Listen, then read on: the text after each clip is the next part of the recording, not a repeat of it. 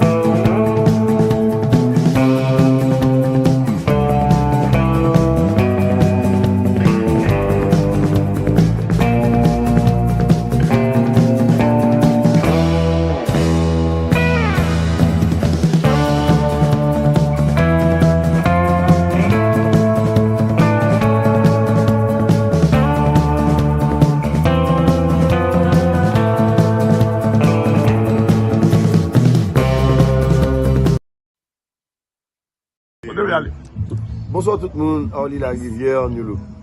Et actuellement, en Atlanta, je devrais dire que à chaque fois, là, il y a un show que je connais qui fait des positif, c'est Meli Melo Show. Depuis là, c'est show ça me garde. C'est de me supporter, alors me conseiller nous faire même bagarre là. Meli Melo, c'est où? Bon bagarre. Meli Melo Show lié depuis Dieu tu lis en Atlanta, c'est lui toujours garder même le New York et lui toujours supporter, ça son bel show, mon yo sérieux, en pile monde attendait à supporter show ça, tout fanatique. Meli Melo Show dans Atlanta. Dieu tu lis campé d'elle. Attention.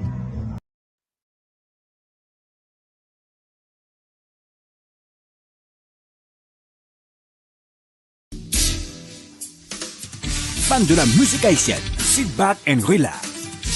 Meli Melo Show. A informé de tout ça qu'a fait dans Etchemaï là.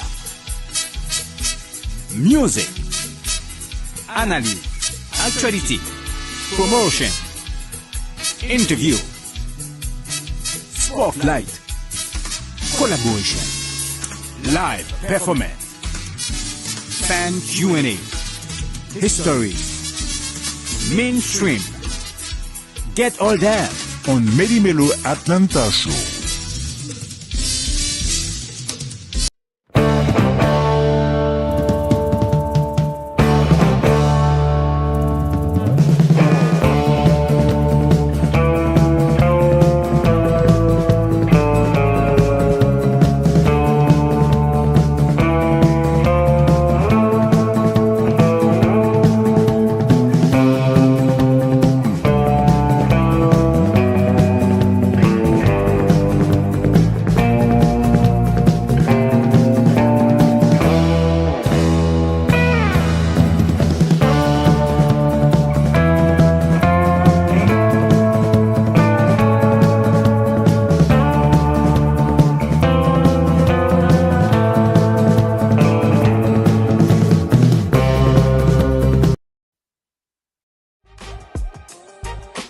Have you ever found yourself embarking on a new construction or renovation project only to feel overwhelmed by the lack of expertise and time to manage it effectively?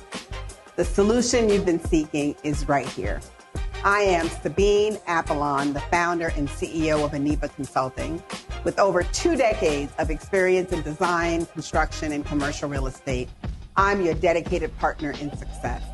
I'll assist you in identifying and navigating the intricate details of your project, dealing with local jurisdictions, coordinating with general contractors and subcontractors, even managing schedules and budgets. It all can become daunting and time-consuming. At Aniba Consulting, we specialize in making projects small or complex, manageable, and stress-free. We act as your advocates throughout the entire process, safeguarding both your financial and personal interests. Helping you deliver your perfect project is our top priority. Together, we will bring your vision to life.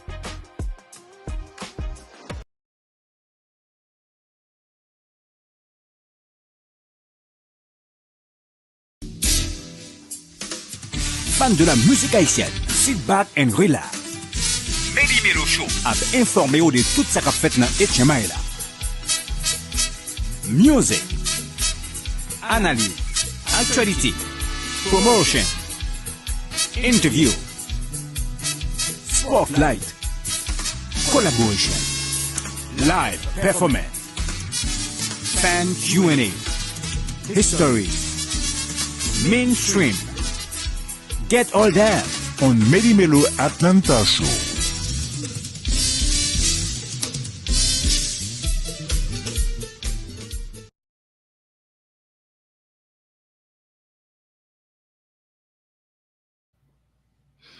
Bonsoir tout le monde, bienvenue sur Meli Melo.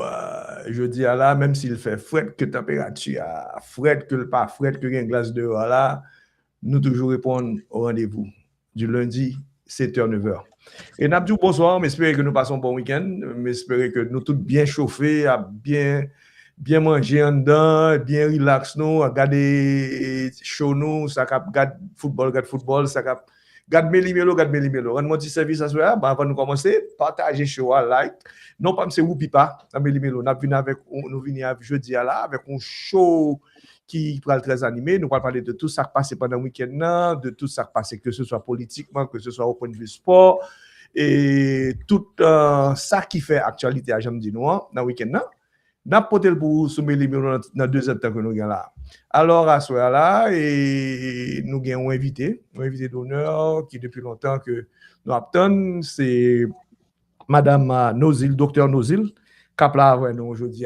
Bien entendu, à ce moment-là, nous avons que c'est moi-même seul qui est là, et Bouboule pas là, Bibine pas là, tout le monde a chauffé la caillou.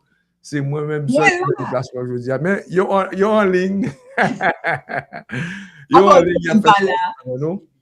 Et Bibi, faut-il monter caméra, faut-il descendre caméra pour nous voir bien. Descend me like this? Exactly. Keep going. A little bit more. Is that better? You just want to see the whole face. Tout fanatique Bibi qui aime sourire là, vous comprenez, qui n'attend Bibi, même s'il pas avec nous dans le studio, ben nous menons le bout. Alors Bibi, bonsoir.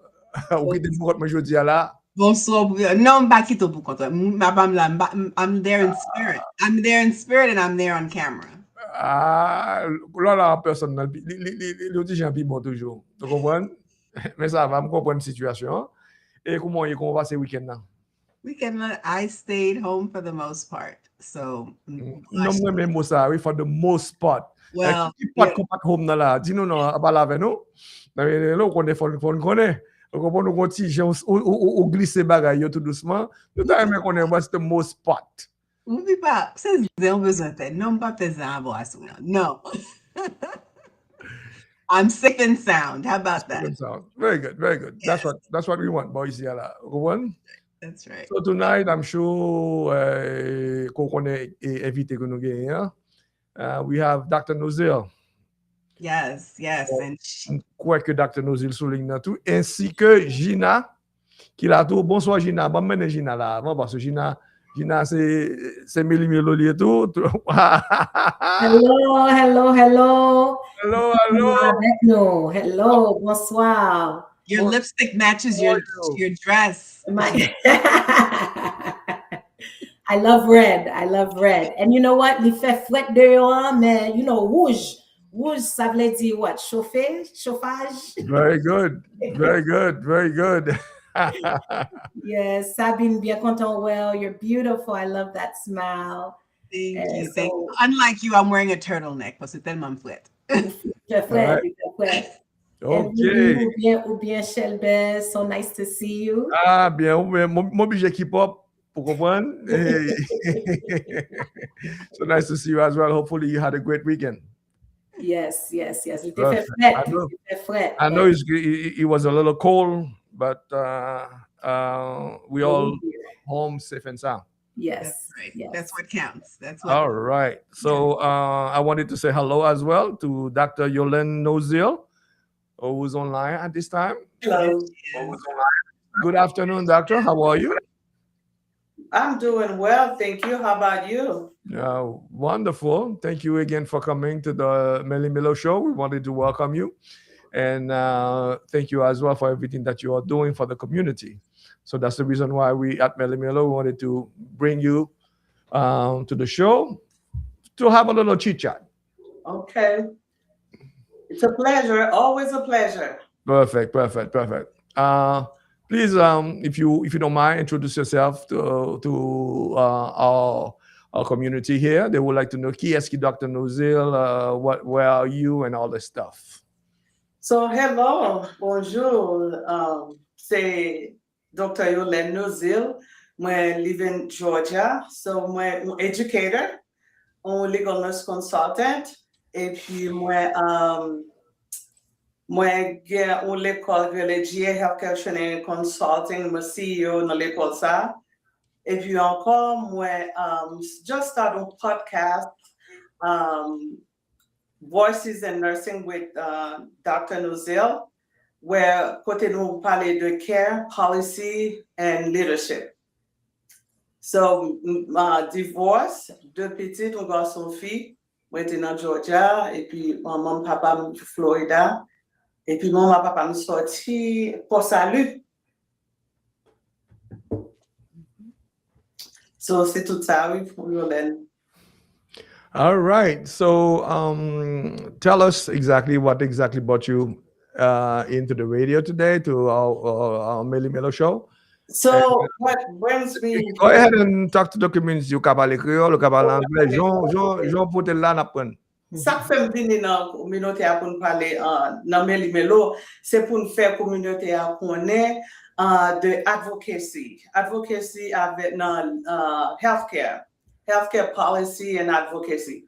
Parce que nous voyons dans la communauté nous chargé avec infirmière, docteur, nurse practitioner, on pas qu'être monde qui dans healthcare, mais non pas monde vraiment qui pas pour dire non pas mon limité dans série de monde qui engage dans advocacy dans healthcare, et spécialement ça est plus capable qui fera c'est bon qui capable affecter healthcare tout, c'est le current administration a dit évaluer nursing ou a d'évaluer l'autre profession et tout ouais qui pas make sense on besoin faire mon yo connaît, c'est pour yo capable make sure que yo involve, yo engage pour advocate for healthcare workforce et puis pour advocate for healthcare policy en général. Parce que si nous arrêtons, nous pas jamais dit rien, et puis il y a dégradé profession, et puis il y a dégradé l'autre profession encore. So, ça a découragé l'autre monde à l'entrée dans la profession infirmière ou bien à engager pour apprendre l'autre métier. Parce que pour nous, là, nous déjà avons crisis dans healthcare, que nous avons shortage dans nurse faculty, et puis nous avons shortage dans bedside tout. Et si nous avons shortage dans faculty, nous avons shortage dans bedside, l'homme à l'hôpital, qui est-ce qui va take care? Et si pas une infirmière qui peut take care patient dans l'hôpital, nous avons plus crisis nous avons pour nous. Nous connaissons nous dans l'hôpital vraiment, l'homme dans l'hôpital, il y a un docteur, il y a toute l'autre profession qui a gardé.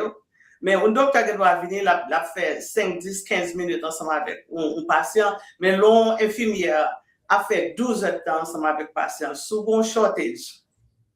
Infirmière. Ou pas joindre care ou des besoins gagnants vraiment. Et si on a un shortage dans l'infirmière, sous un unit, tu as 26 patients, et puis c'est 2 patients, c'est 2 infirmières seulement dans l'unit là. Qui est infirmière capable? Qui est capable d'occuper 15 patients ou bien 14 patients dans 12 heures de temps. Vous comprenez? So, c'est ça que fait bagay advocacy, moi paraître avec the podcast Voices in Nursing with Dr. Nozil. C'est pour encourager tout le monde, quel que soit infirmière ou pas infirmière ou bien n'importe profession, pour mettre ensemble, pour get engaged, involved, et puis tout pour yo, parler avec Dr. Nelson.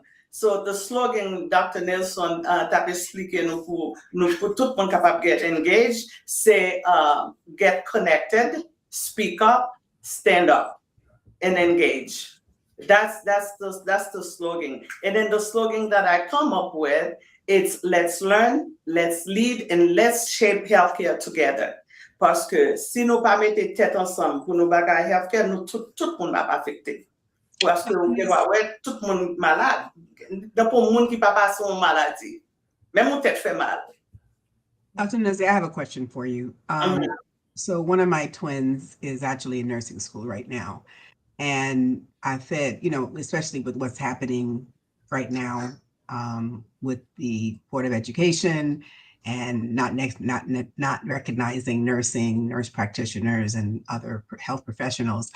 I hear you about the advocacy, and I think it's very important, which is one reason that my daughter decided to take this. And actually, my other twin is also in physical therapy as well. But you're découragé. You're découragé, and I hear you about the advocacy. I hear you that we need to be educated. We need to have the knowledge and all of what you just said. But I'm just curious, what's your take being in the profession right now? And what do you tell the young folks that are out there who may or may not want to, at this point in time, go into healthcare and being an advocate? Yeah, I can tell you the nursing profession is the best profession ever. So the thing is, parfois on va penser c'est just lead avec blood, avec like, on n'a pas besoin de deal avec blood en nursing. Vous connaissez, vous apprenez ou vous va deal avec. Après ça, vous va travailler n'importe côté vous voulez, n'importe côté, même public gainers. Aircraft gainers, two stores, the airport, they have nurses. The airlines have nurses. Schools have nurses. Yes. As a nurse, I started in 1999. I work as a legal nurse consultant. I've worked as a psych nurse. I've worked as an ER nurse.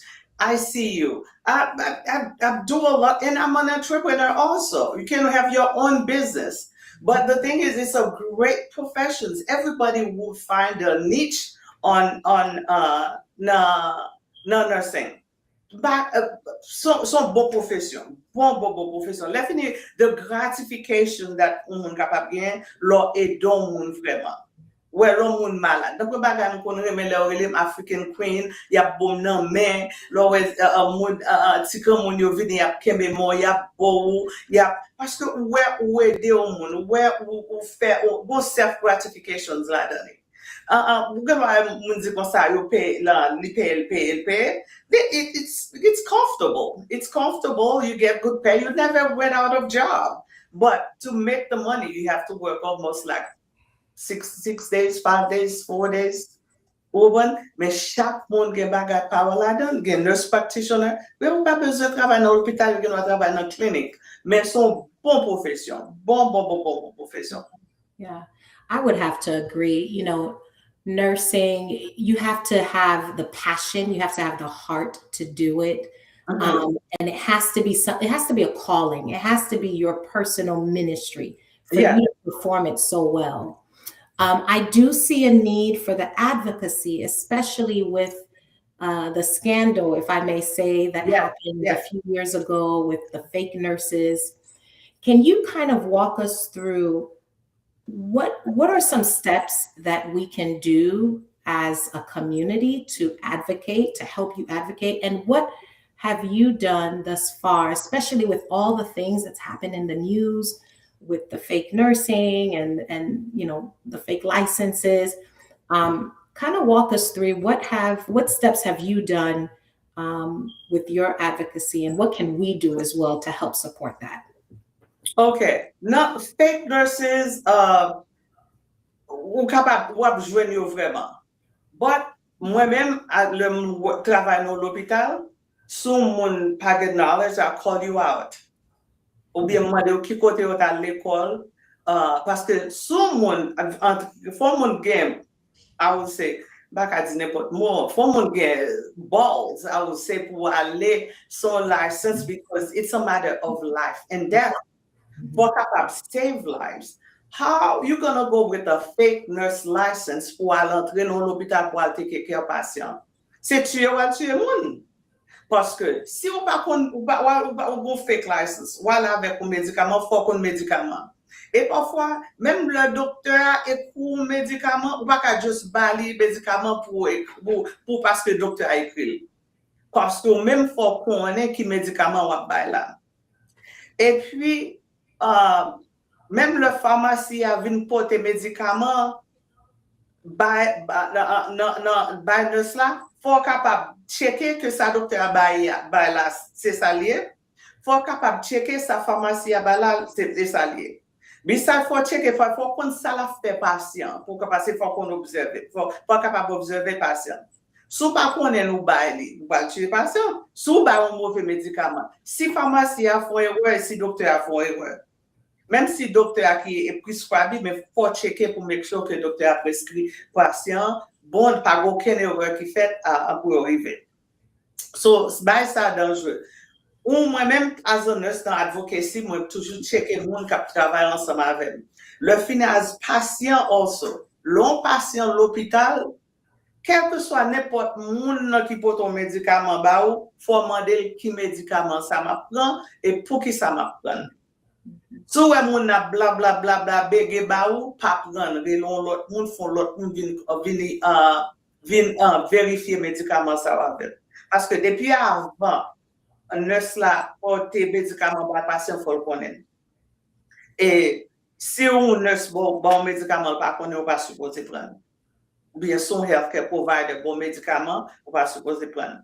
Dans advocacy, as far as state board of nursing, you pay consequences. You take license people who's incompetent. My personal experience, même as a nurse, I've worked ICU, and then my background is ICU. My dad was sick, went to the hospital. That was last year, I would say in July. So I went to the hospital, and then the nurse come in with a medication that they call hydralazine. I'm a nurse. I asked them, what are you giving it for? She said, told me exactly that she's giving me for to reduce the blood pressure. And at 7:30, another nurse come in. That blood pressure dropped, and then when his blood pressure dropped on 60, very low. And then I said, well, what are you gonna do with this? And then she said, I'm gonna call the doctor. She went and called the doctor, and then your Balomedicama, your Levelfed. Levelfed is a medication, is a cardiac drug that you give to the patients to help regulate the blood pressure. She didn't know how to titrate the drip. I said, you have to titrate the drip. She leaves my dad. She was training somebody. She left my dad, going to show the other nurse how to document in the computer, which is my dad is crashing. Do you know they killed my dad in front of me? Oh. That's a wrong nurse. That's a bad nurse who can't manage a patient. As in a situation like that, I call her out. Although it was too late because my dad died, they could not save him. It takes them 10 to 15 minutes before they actually come in to when my dad called. He didn't make it. And that was an incompetent nurse. All right, I'm sorry to hear about your dad, but you know, with experience, my mom was at the nursing home. This is one of the places that I noticed that the nurses just work as a robot. It's like, you know, you're venu by mom medicament, you're pas speaking like sometimes I ask them, I say, hey, even though my mom is at the nursing home, she's legally blind, she has the right to know what she's taking. And my mom is very adamant to know what type of medication, what is that? And sometimes she refused it. I told her that she has the right to refuse it. Yes. And I had to let them know that it's not because she's legally blind that you guys can come in and say, here, open your mouth and boom, you got to take it. You know, so we also have to train these people a little better with the parents that they have at the nursing home. Parce que vous remarquez que moun qui pas visiter par dans nursing home, moun sa patients are the most mistreated patient. Yeah. And sometimes, you know, can find mal pour you, but you know, hey, we have to make sure that we step up and let them know, hey, you know, this is someone's daughter, someone's father, or mother. So that was my experience. But my question to you is that du fait que moi marqué pas grand pile nurses, ils ont pas de contribution qui viennent avec ça, because I've noticed that a lot of other countries are hiring nurses at higher pay. That's one.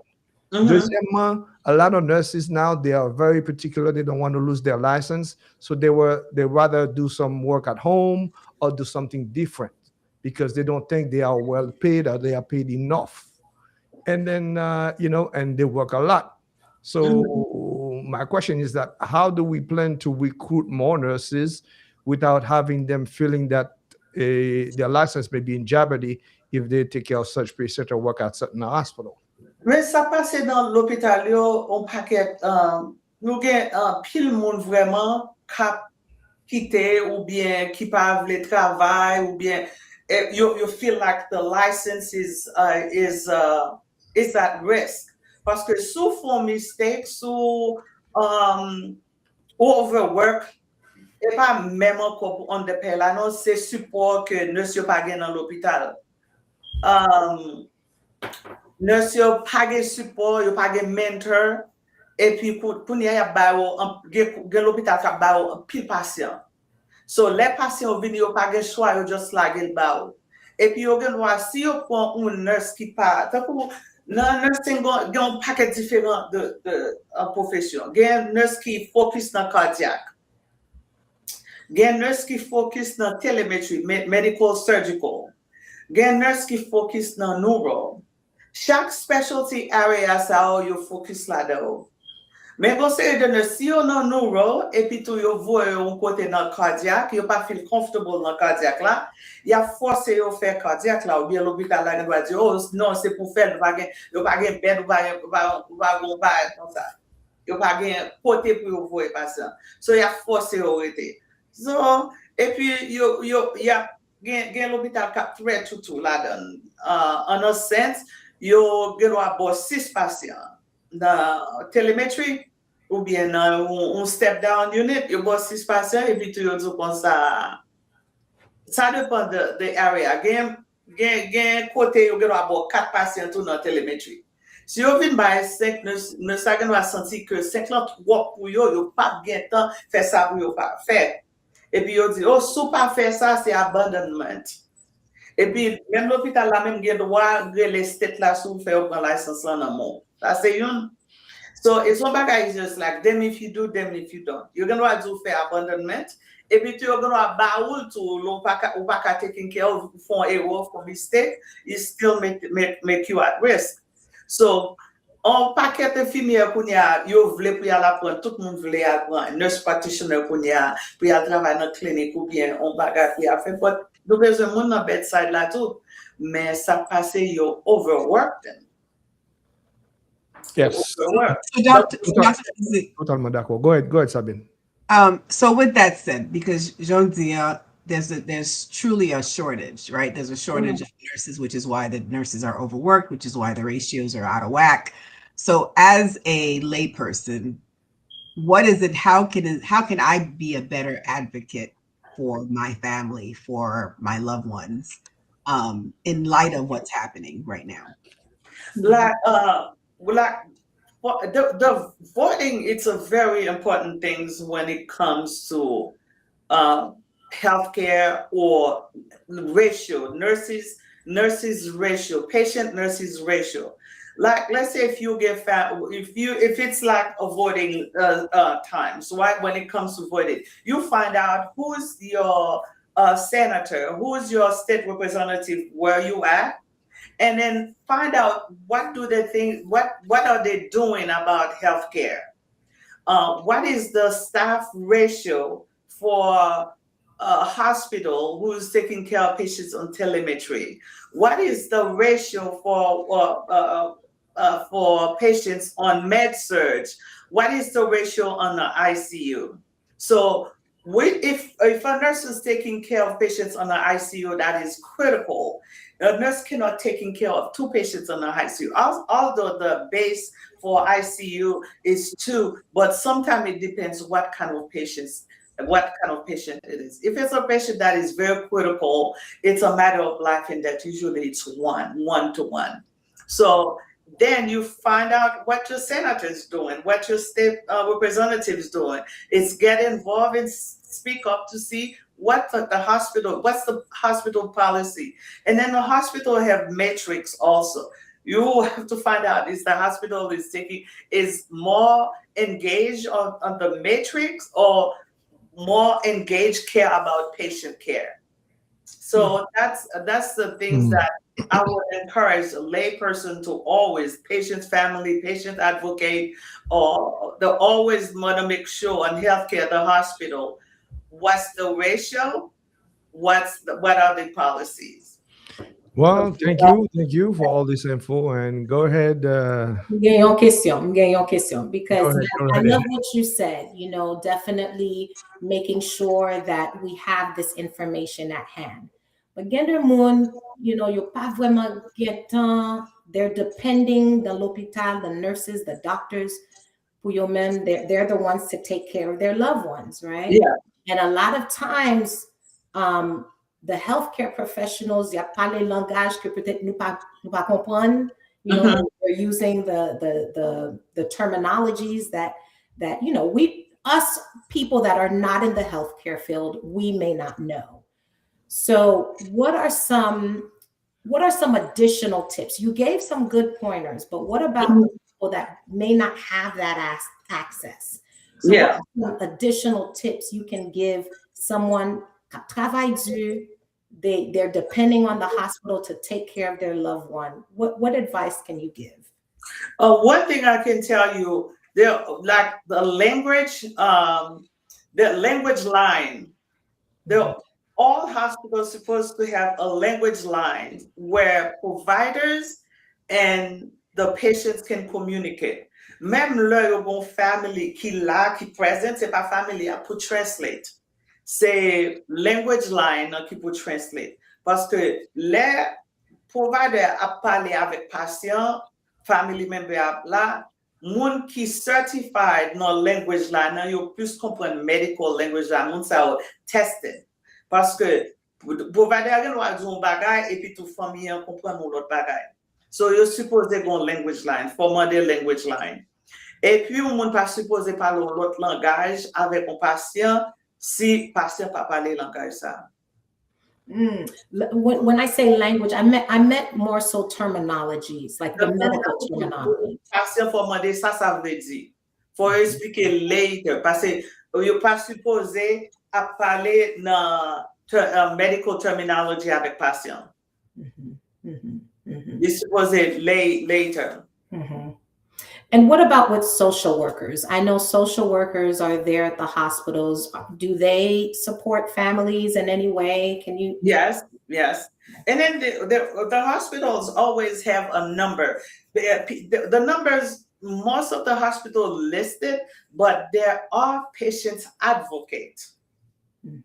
All the patients, there are patients advocate that is there for the patient. And sometimes if the patient don't feel like comfortable with the patient advocate, because sometimes the patient advocate can be the hospital staff. And if you feel like they're biased, you can get the state number to call if there is a concern.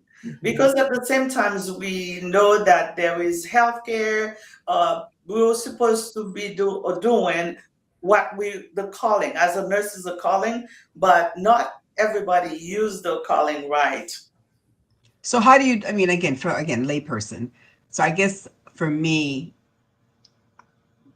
how do I ask for an advocate if I don't know that it exists, or what's the difference between? You just ask them.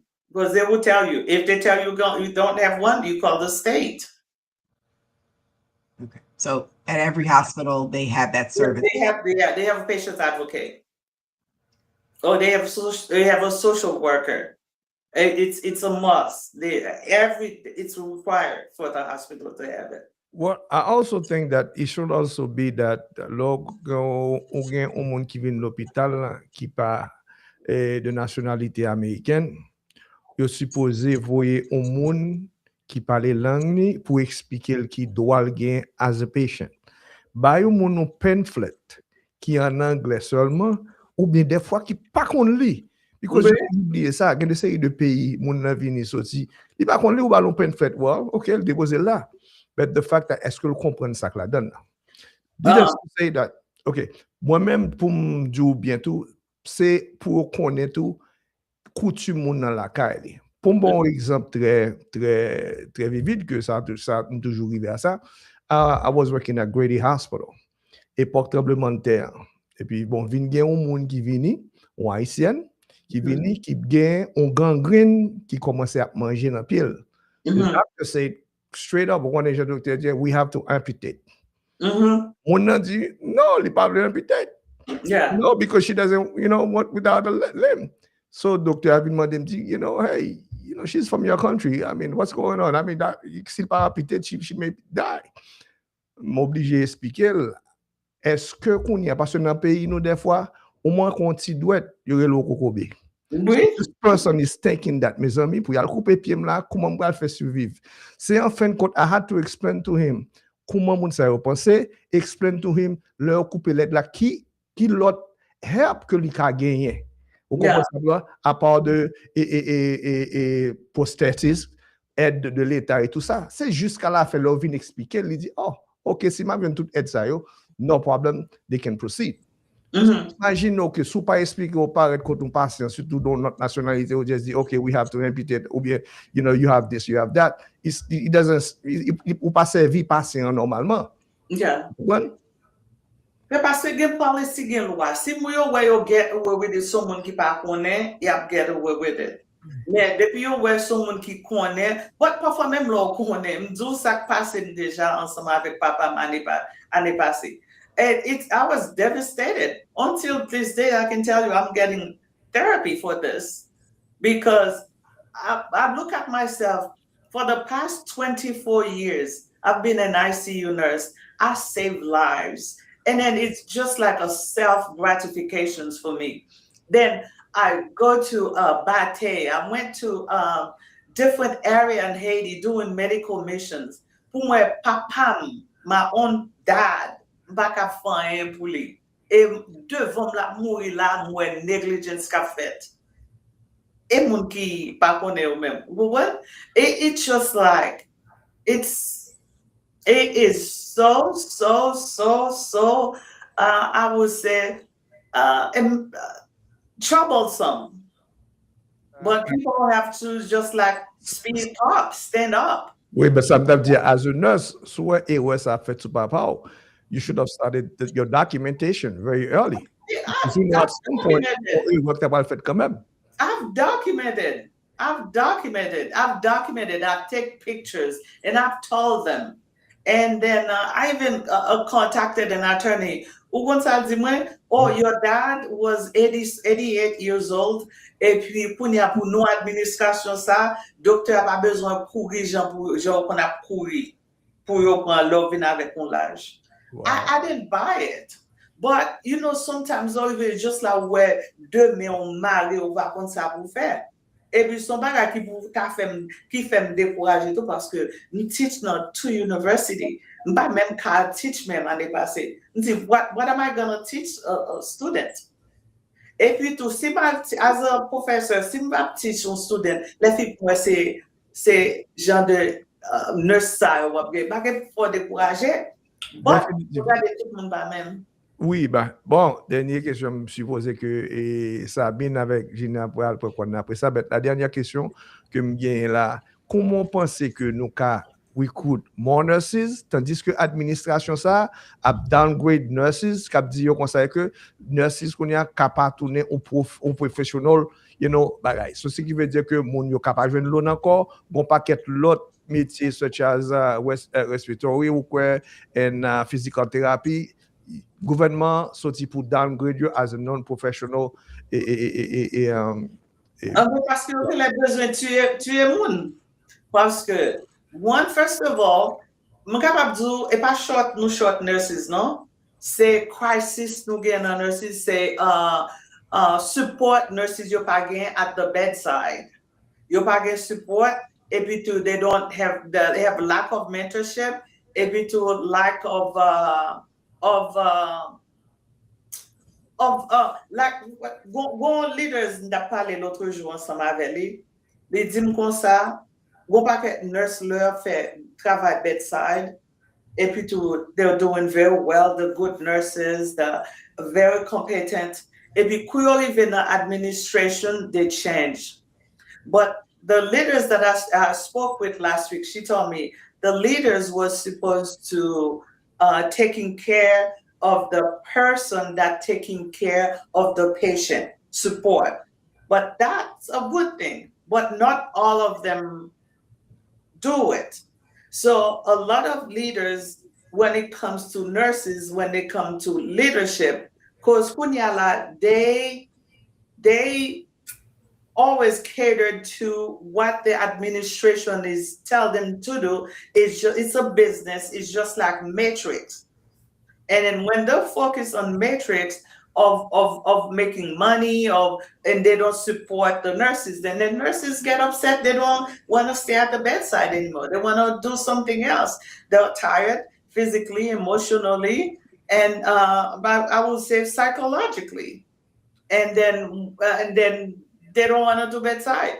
And then what I think that can't be that is when everybody have to start advocate for the nursing workforce.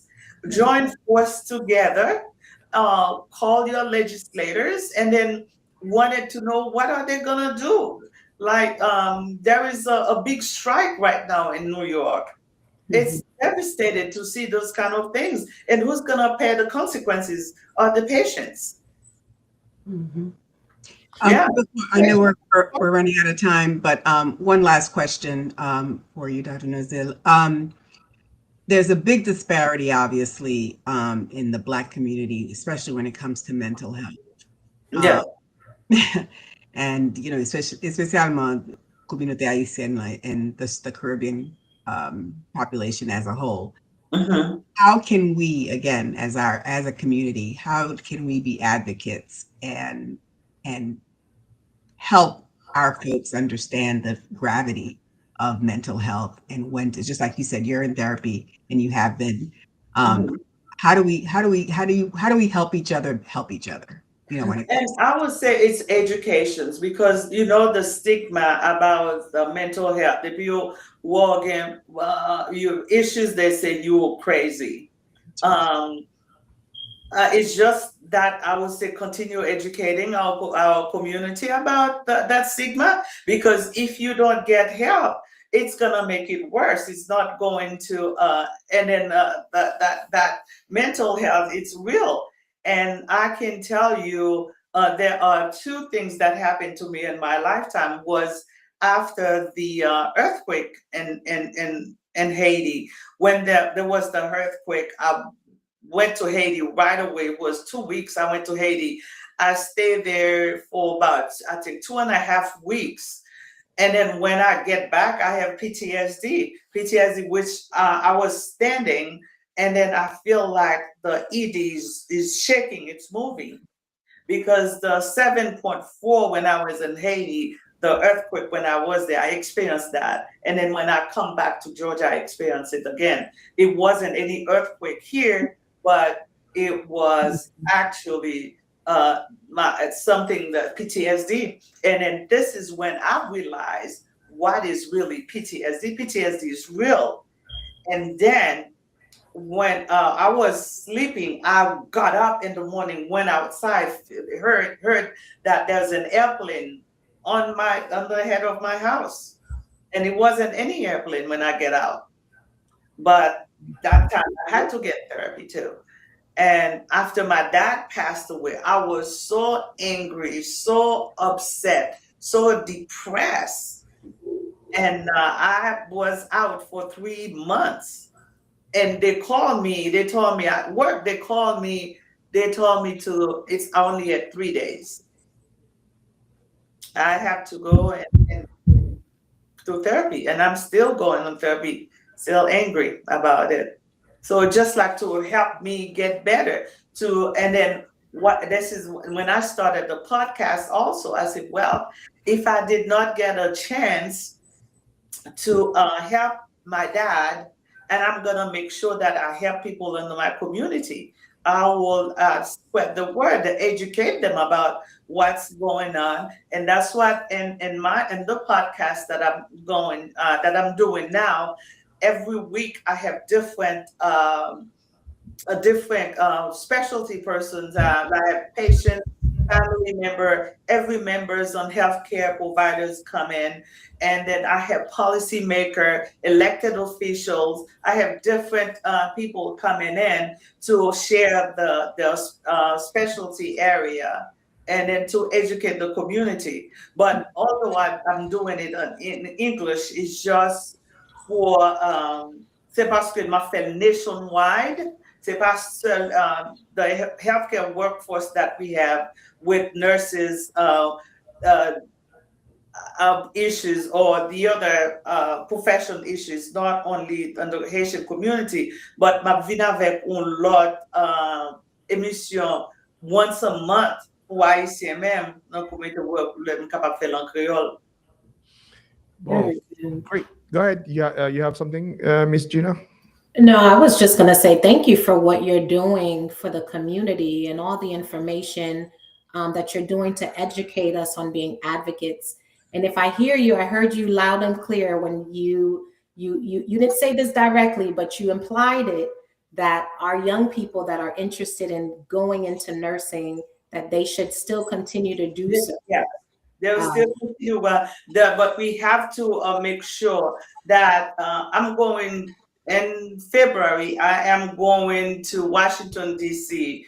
To meet with some legislators, especially those legislators in Georgia, to ask them, find out what are they going to do for the nursing workforce, and then to stop the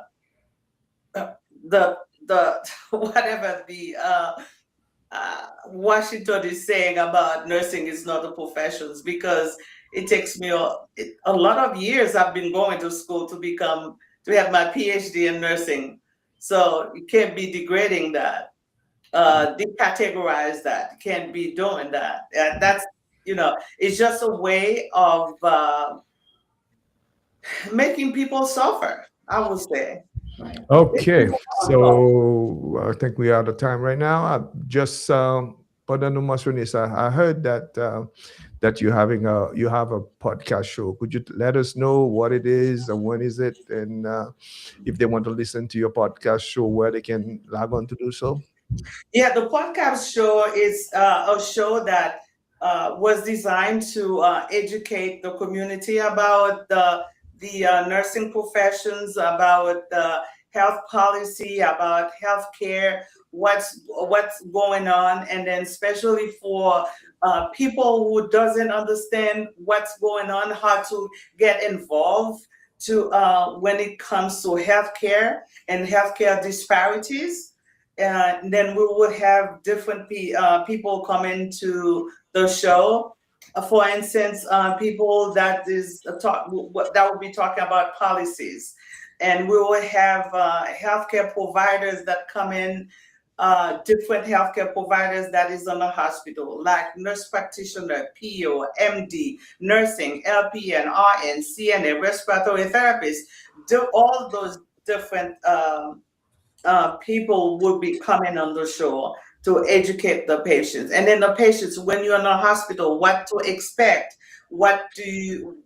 how to respond to the doctors when they're talking to you, like what we were discussing earlier. So papa le Creole, make sure that you're supposed to get a language line pour you communiquer avec. C'est pas family ou venir qui pour expliquer pour. So those kind of things, c'est chaque mercredi m'a venir avec un épisode. Oui, bon, merci beaucoup. Définitivement, ça dit fait un peu de sens, mais où qu'on est avec Jean-Noël élevé, surtout en Haïti, il faut voir que docteur is the God. Vous comprenez ça? On ne peut pas questionner docteur, which is false. Et c'est ça que fait tout en pile infirmière prendre un problème tout, parce que le docteur a prescrit mon bagage que il y a un changement dans la condition patient, il n'est pas consulté avec nurse, et puis nurse a le médicament. Et pour get in trouble, le monde qui administre les médicaments, et puis bon. Vous comprenez ça? C'est tout bagage ça qui gagne. Et puis tout, il faut qu'on ait tout, monsieur, qu'on connaisse ça tout. As a nurse, mon paquet d'infirmières qui n'en filent là tout, they're there just for the money. We got to be real about that. Yeah, I understand that, but we can make a stop on that because all those nurses, they have consequences. There are consequences because you can't be. Sometimes if they're there for the money, then they're gonna be disappointed. They're going to be disappointed because you can go there for the money and you lose your license. That's going to be a waste of time because somebody will pass you on movie medicament, buy one medicament, you lose your license. I mean, and what you said is totally correct. But however, pour une nurse, pour le cas de bon care, sans problème, il faut make sure que le connaît que li en paix que connaît ça la fait. Il faut qu'on ait une entité qui pour la pour lui. But en pile dans state yo, pour gagner dans ce côté que infirmier aurait aller c'est côté qui gagne union dans l'hôpital. On est que union c'est pas compliqué mais on pas être dans l'hôpital dans Georgia c'est pas une state lié. So si on ba un infirmier 3 patients ou 4 patients qui ça le faire avec ça? On commence à nous pas gagne monde mais on pas mettre parce que infirmier pas même nommer word union. Went to California, that supported one union in California. Et puis, tu venu m'a expliquer au monde dans l'hôpital que m'a travaillé là, m'a expliqué au monde que dans California, il y a des unions, moi t'allais bagarre ça. Il pas même prendre 15 minutes même. You live in administration. Il va même prendre 15 minutes. Pour demander moi qui conversation t'as fait de union. So ça veut dire, si vous parlez de union, you put yourself at risk of getting fired. C'est pas Georgia, vous pas voulu entendre ça même. Vous pas voulu entendre ça même. And that's probably will help Georgia. C'est ça qui fait que moi je dis que en pile fois mon qui travaille Georgia OK en pile là de remettre job là parce que ce soit yo pi près famille ce soit et les pi près la caillou mais en pile dans notion de pour parler de traveling nurse ou dire combien fait dans traveling tout a take off tu vois parce que you know non seulement you joue un job sécurité l'autre bois et puis you joue un pays qui est extraordinaire des fois you paye même double pay comme you fait dans 2 semaines c'est son comme you fait dans 3 mois plus you go sign on bonus so qui compétition qu'a gagné avec ça là and then again during COVID I see saw a lot of well, it was a crisis. I don't know if I could mention that. But there are people who was working where they're not supposed to be working. Because if you're not specializing, people are already, we have health disparities, we have all kind of things what's going on.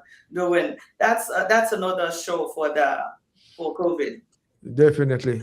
So with that, I just wanted to say thank you very much for coming to the show. I don't know if you have a last word you would like to add or. Thank you for having me, and I would like everyone to brancher chaque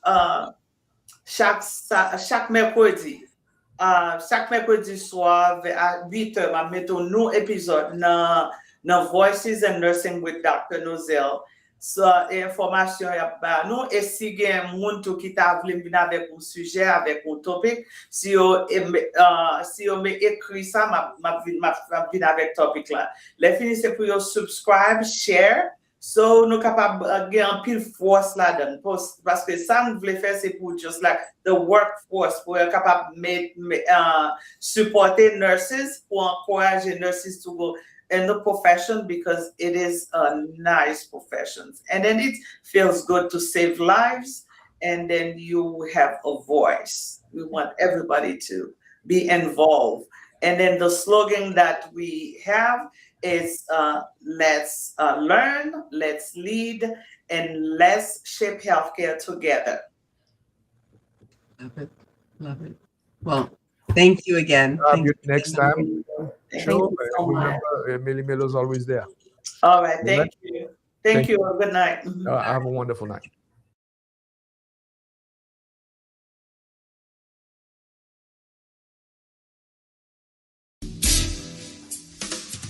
Fan de la musique haïtienne, sit back and relax. Meli Melo Show. Ap informé ou de tout ça qu'a fait dans HMI là.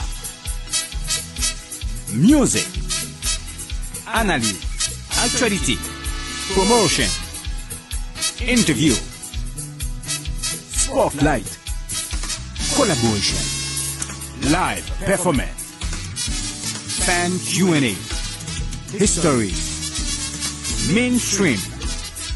Get all that on Meli Melo Atlanta Show.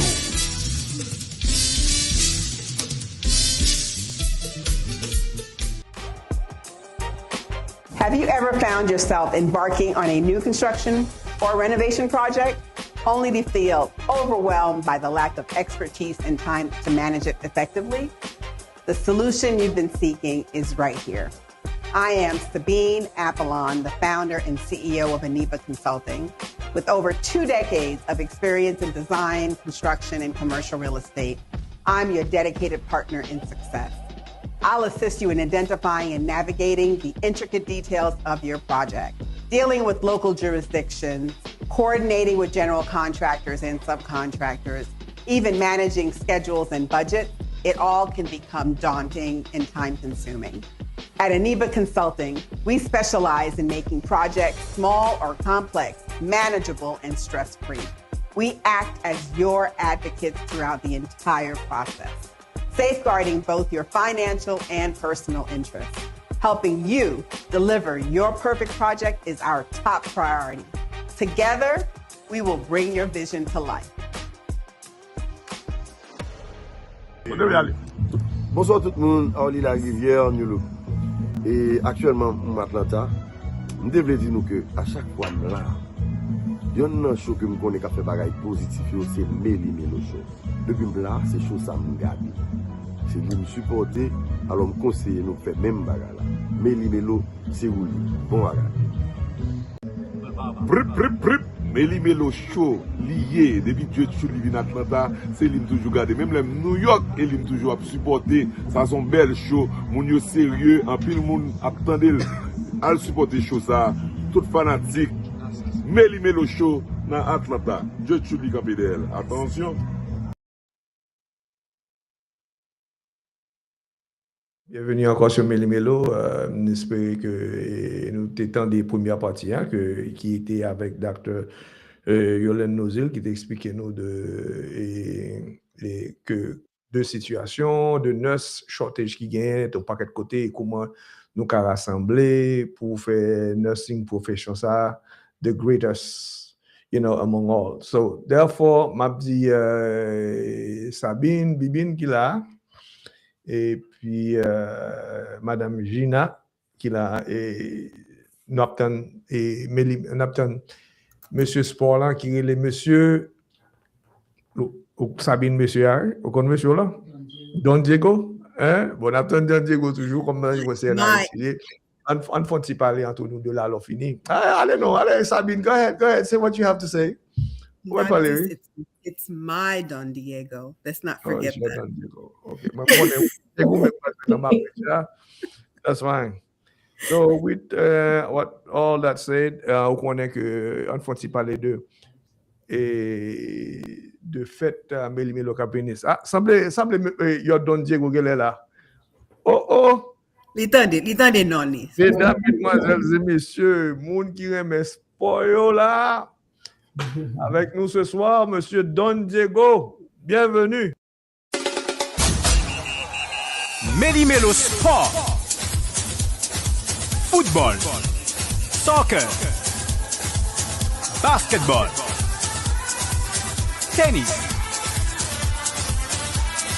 Toutes les actualités sportives à Meli Melo Show.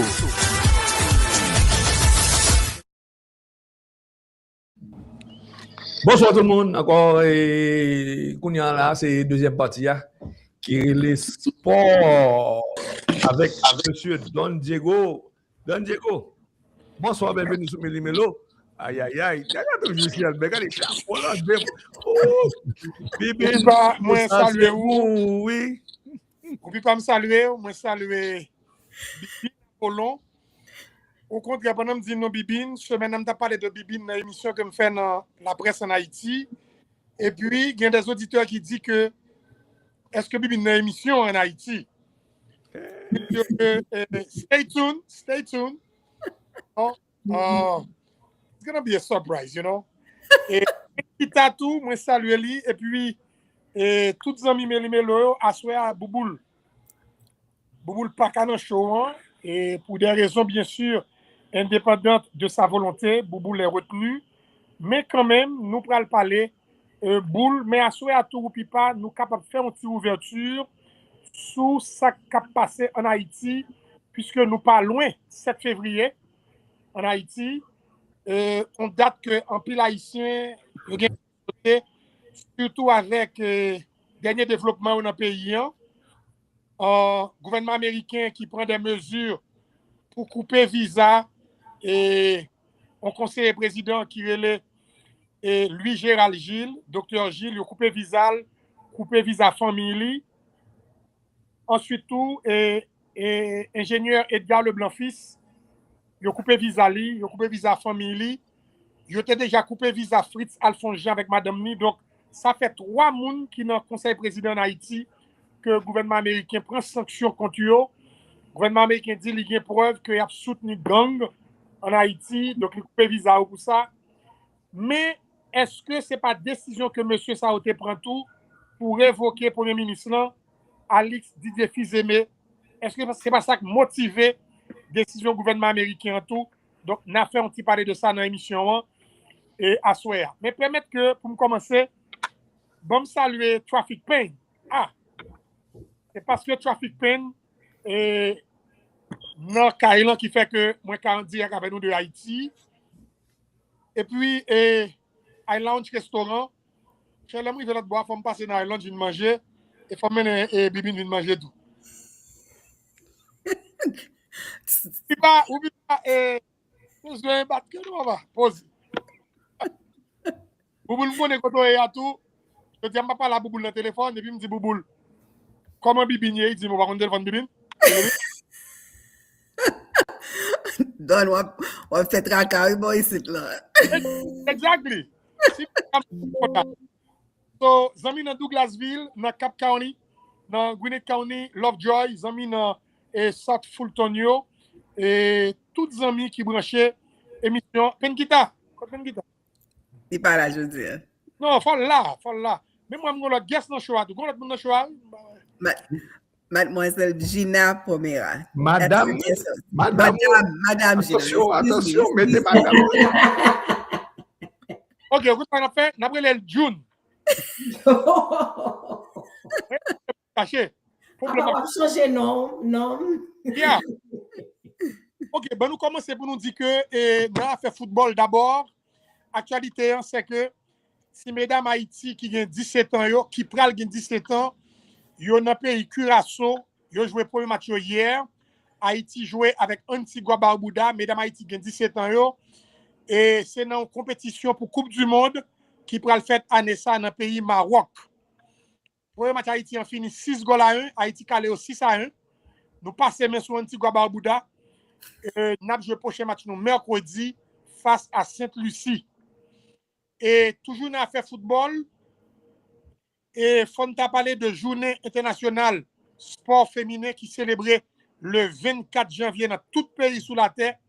Ministre sport en Haïti, Madame Niola Lynn Octavius, rendre hommage à toutes mesdames qui ont fait sport. Mais vous pouvez comprendre que ces derniers temps, Bibine, bagay la marché bien dans le sport pour Haïti. D'abord, président fédération en Haïti, c'est une fille, Madame Monique André. Ministre sport, c'est une fille, Madame Niola Lynn Octavius. Haïti qui a préparé pour Coupe du Monde 2026. Vous pouvez comprendre que depuis ces femmes qui ont géré affaire toujours marché. Donc, donnez le monde aux femmes. Donnez le monde aux femmes. Give the world to the ladies. Quickly. Yes. Quickly. Yes. Et puis, on a fait football tout. Gagné équipe Arsenal en Angleterre qui perdu devant Manchester United 3 goals à 2 hier. Nouveau entraîneur, nouveau coach Manchester United là, qui a assuré intérimement Michael Carrick. Monsieur joué 2 matchs déjà avec Manchester United. Premier match là, il était battu Manchester City, équipe Pep Guardiola. Et puis hier, il bat équipe que Arteta a entraîné, qui c'est Arsenal, qui est dans tête classement en Angleterre. Ensuite, gagné Real Madrid, qui bat 2-0 semaine sans tout. C'est Kylian Mbappé français qui a marqué 2 goals pour eux, alors que l'équipe Barcelone dans tout, lui-même tout, lui fait victoire et semaine ça. En France, gagné Lyon, qui fait une grosse victoire semaine ça, grâce à un nouveau joueur brésilien là, qui est le Hendrick, qui fait 3 goals dans le match là. C'est la première fois que le Brésilien ça, lui fait un hat-trick et dans la carrière football. Qui nouvelle que nous pas partager encore, sinon que Haïti, dans le gouvernement en Haïti, chaque lundi, Bibine, l'État haïtien réuni avec fédération, secteur privé, chaque lundi, il a fait réunion pour connaître qui est bon moyen pour nous permettre Haïti faire belle figure dans la Coupe du Monde que nous allons jouer aux États-Unis. Mais Coupe du Monde là commence à avoir un petit problème, puisque dans pile pays qui dit pour Jean président américain Donald Trump, l'a géré pays, est-ce que nous pas de cadre boycotter Coupe du Monde là? Parce que it seems like Amérique pas vraiment welcome tout pays qui a bien joué Coupe du Monde, puisque politique immigration a fait aujourd'hui avec ICE, Immigration Customs Enforcement, façon que y a agi dans le pays, bay en pile monde qui pas de papier, en pile monde qui remet boule, bay au cœur sauté. Exemple là, li simple, en pile monde qui a regardé les États-Unis aujourd'hui, yo dit y a suivre 3 bagages. Là nous regardons René Nicole Good, qui a 37 ans, que agent fédéral tiré 3 fois aux États-Unis et lui-même qui mourit qui était 3 timons. Là regardez 24 janvier lorsque agent ICE li touye tout Alex Prilly qui a 37 ans même avec René, tous les deux ont 37 ans. Lui-même qui était un ICU nurse, on a parlé de ICU, on a parlé de monde qui a travaillé dans soins intensifs. C'est Intensive Care Unit, ICU nurse, que monsieur y a tiré le tout 24 hier. Mais une bagage qui a fait analyse dans les États-Unis, pour qui ça ICE aussi agressif dans les États-Unis. Contrairement à agent FBI, à agent CIA, à agent l'autre agency qui n'a affaire États-Unis, Federal Agency, actuellement, un monde qui est agent pour ICE, c'est 47 jours de formation que le prend. 47 days que vous prenez et vous êtes un agent pour ICE. Why is that? C'est parce que le président Trump voulait que tout ça l'a fait 47 là-dedans.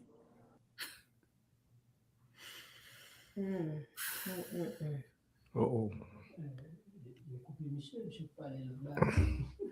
Ah. Quel est 47, quel est jeune bout? Quel est 47? Yo coupé combination. Yo coupé exactement de 47. So, définitivement, je suppose que M. va le connecter là, parce que, bon, il commence par un pile bonne information, surtout de ça qui sont arrivés là, et vraiment vrai, dans Minneapolis. Et j'en ai une tension définitivement qui a monté. Et parmi la population américaine, les gens vraiment commencé à se sentir frustrés. et enfin, tout côté vraiment, dans un paquet d'État, que frustration ça a commencé parce que même Georgia, moi, marqué en pile dans high school, yo fait un workout. No, colleges. The Colleges too, workout. Tout by ça. Là, privé un point que l'ipral escalated from one state to the other. Et en pile, monde dit que il attend exactement là, le 3 février, là, vraiment pour venir vraiment actif. Il y a un bus que vous mettez de série de côté, au bon sens stratégique, que vous connaissez que les Haïtiens qui ont un travail dans zone, du moment où vous arrivez, rien pas fait. Et puis bon, il n'y a pas agi. Bien entendu, comme dit Mounio, définitivement, tout le monde n'a pas obligé de marcher sous Pinger, ou bien il y a des gens qui attendent jusqu'à présent, il y a une série de côtés que c'est des gens qui ont le shopping pour eux, juste pour ne pas sortir. En fin de compte, you know, des fois, on a demandé vraiment, est-ce que c'est nos pays américains qu'on a vivre là, qu'on y a là? Vous comprenez? Right. We're supposed to be the land of the free, right? But we're the land of the free. That's exactly what it is. But so, to Don's point, and so I think we're done with Dunet. I'm really curious. So if I remember correctly, it's 170,000 tickets that are for FIFA that have been given back because of the situation here in the US. That's crazy. So what does that happen? What does that look like for us as the World Cup host? That's just really awful. You know? You know, so I'm going to keep again visa, and obviously who can't come. That's a sad, but it's just for the whole world. These people are turning away this is what they've been looking for years. And us as a people, right? As a people, we've endured so much, and finally we get this opportunity to just shine for just a minute. And now it's heartbreaking. C'est ça que je dis tout ça même. Et voting, il y a des conséquences là-dedans. That's right. You comprends? That's right. That is on social media. Was Matthew Yoswa was putting 33% of the population voted for Trump, 30% voted for Kamala, and then 36% of people did not vote.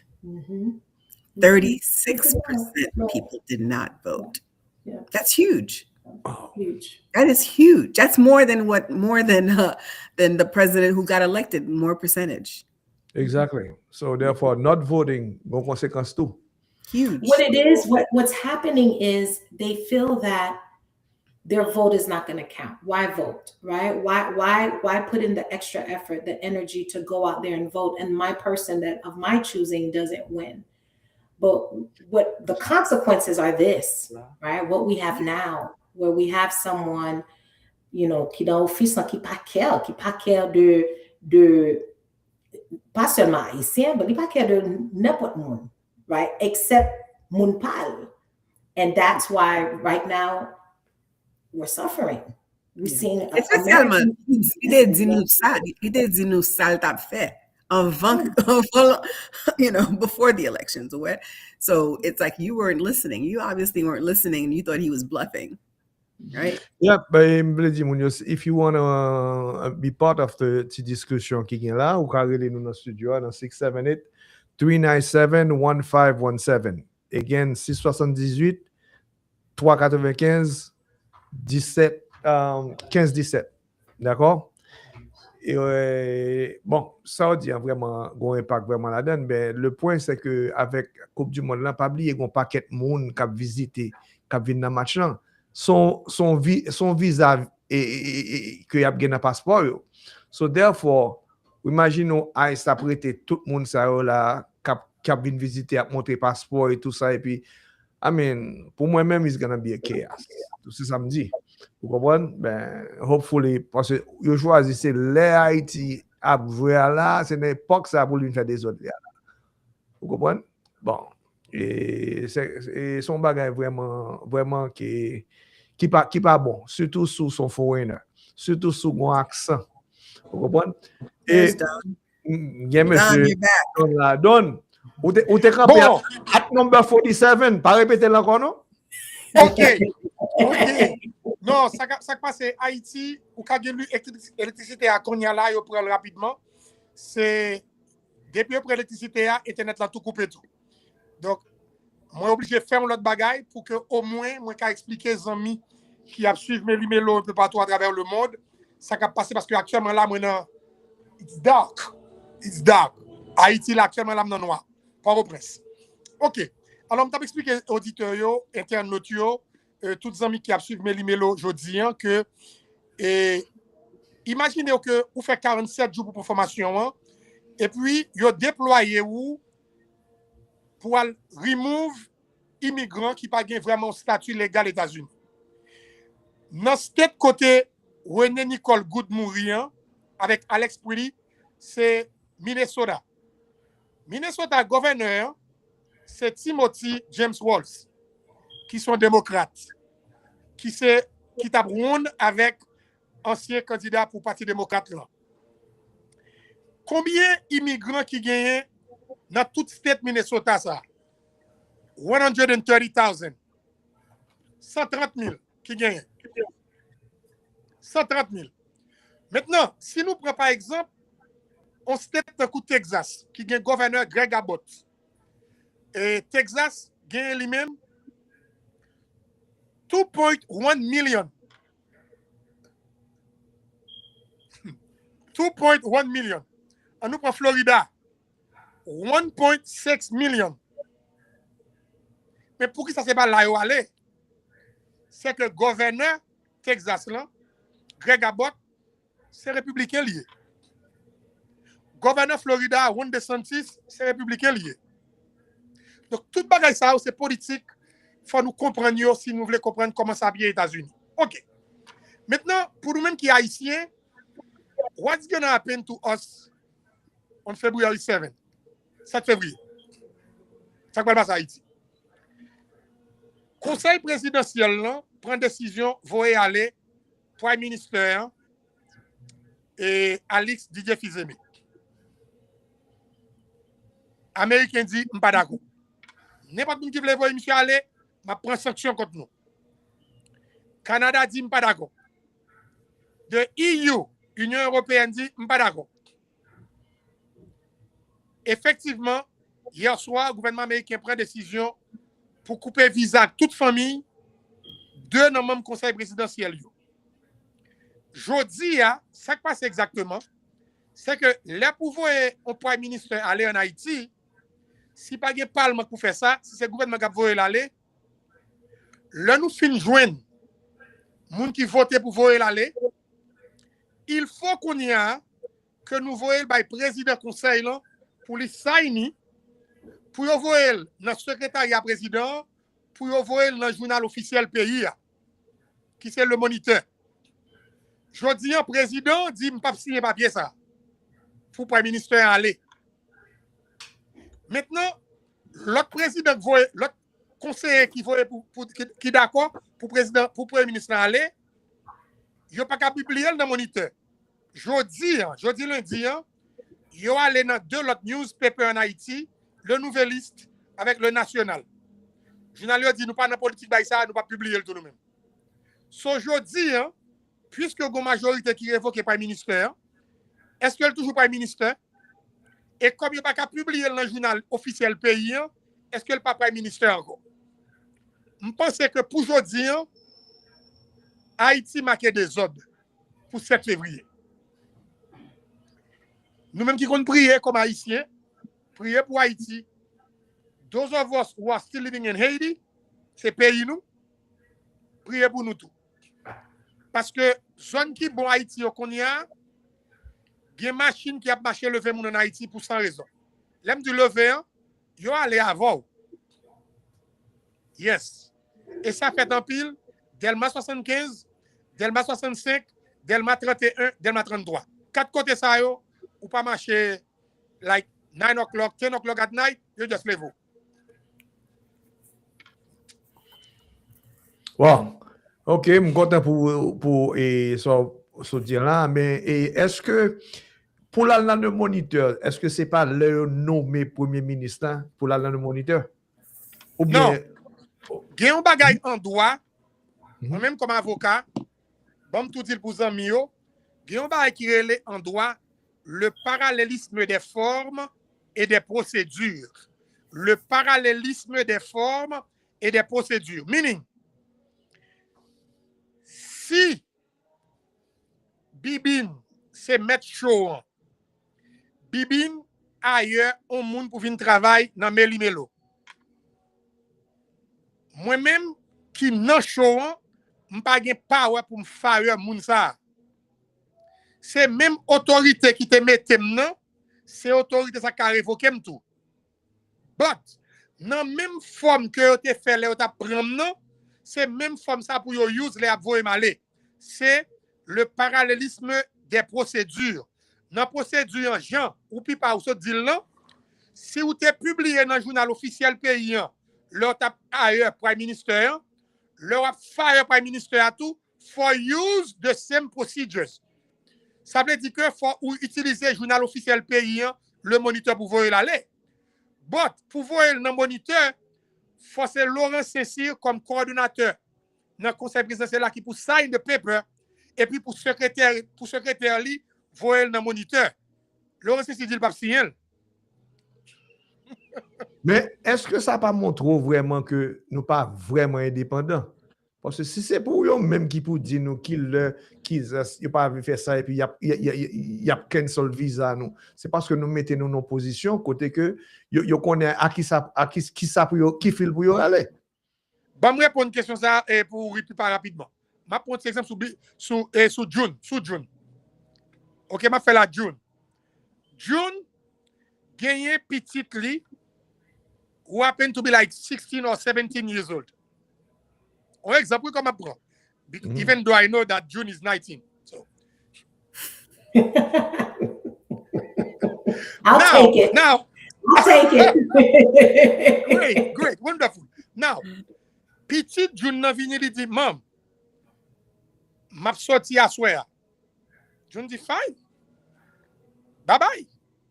Li di, but no, I need your car and I need some cash.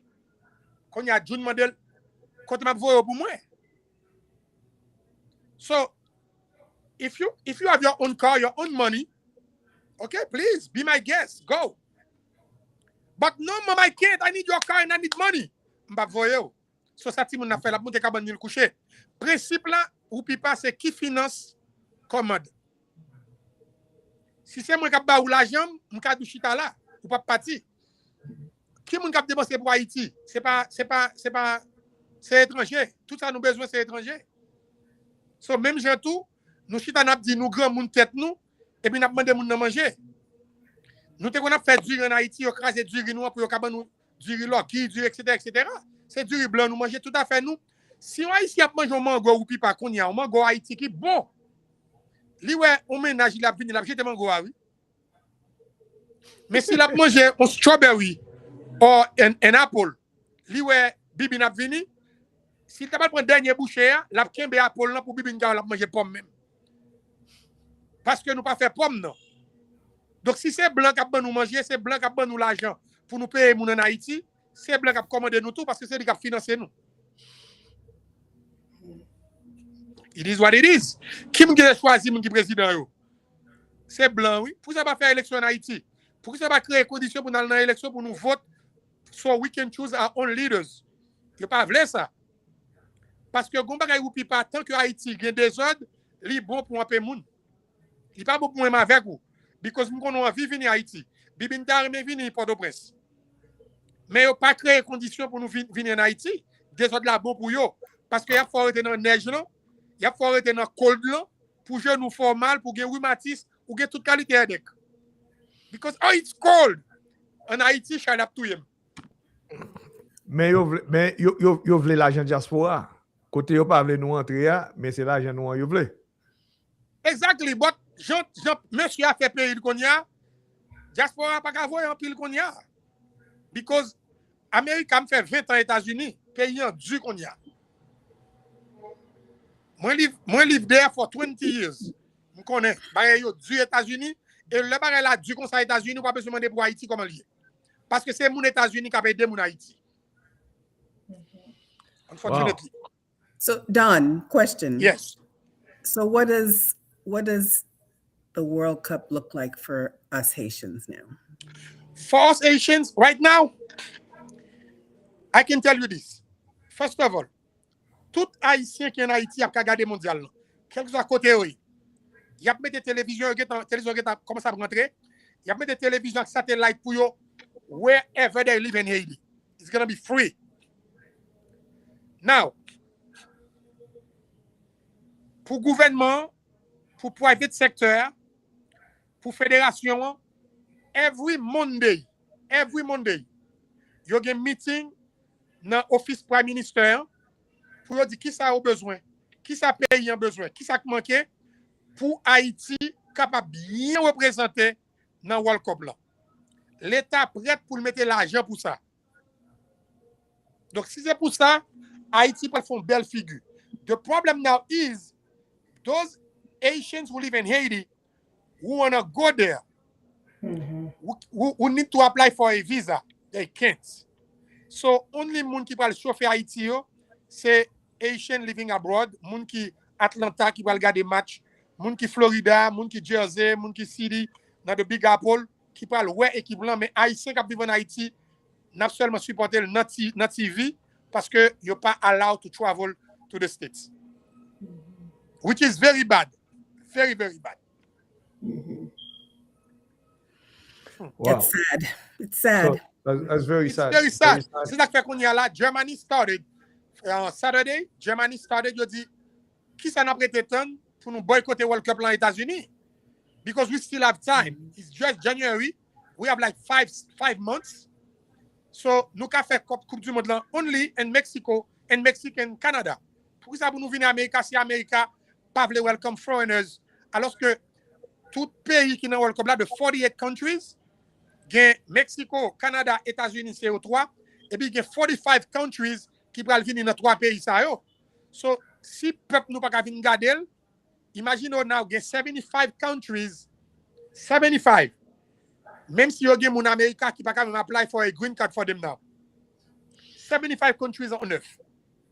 Wow. The only country that can come easily in America, c'est si vous sortez in Europe. Si vous get pour blush. I have a question for you, Don. Yes, I'm listening, John.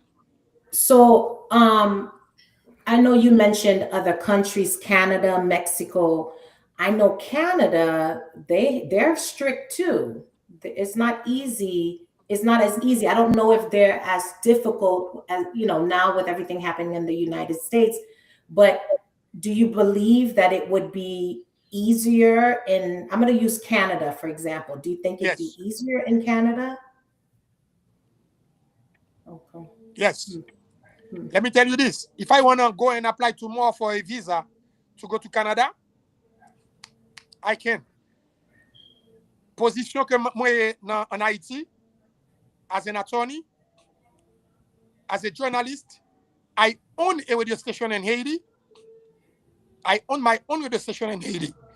And besides that, moi c'est directeur communication pour un gros bagage en Haïti. M'pa bien dire dans la radio.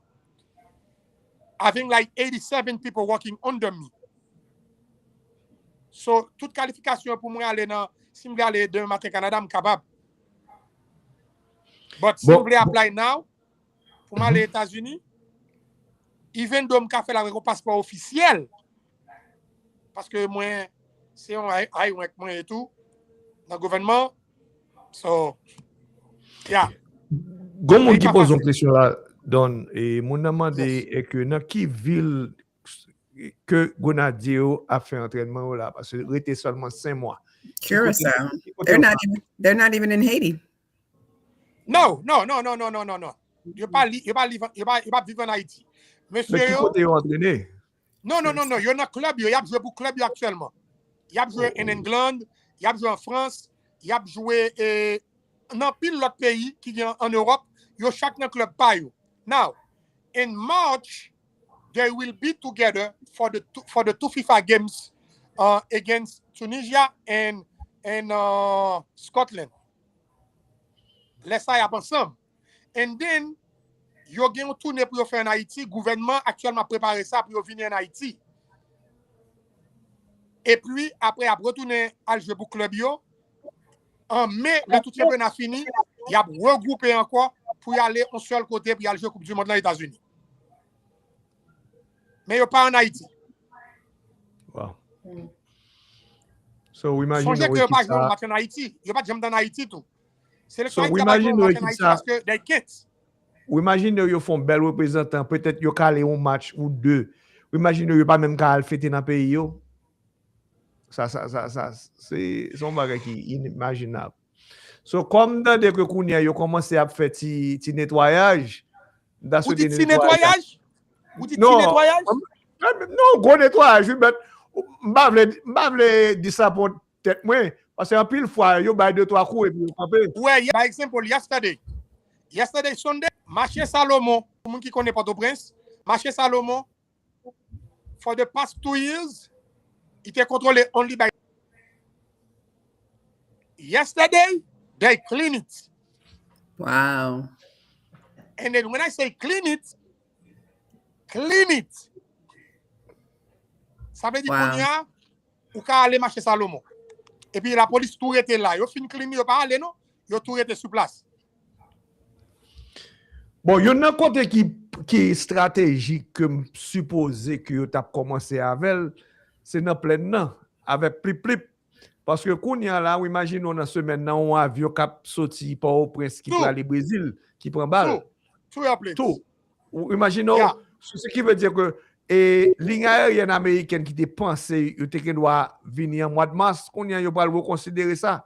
Parce qu'il n'y a pas de sécurité, parce que mon a tiré sur l'avion toujours. Ils ont commencé à faire un travail la plaine. Ils ont attaqué Andy Apet Junior. Ça. Après ça, tout bagaille fret.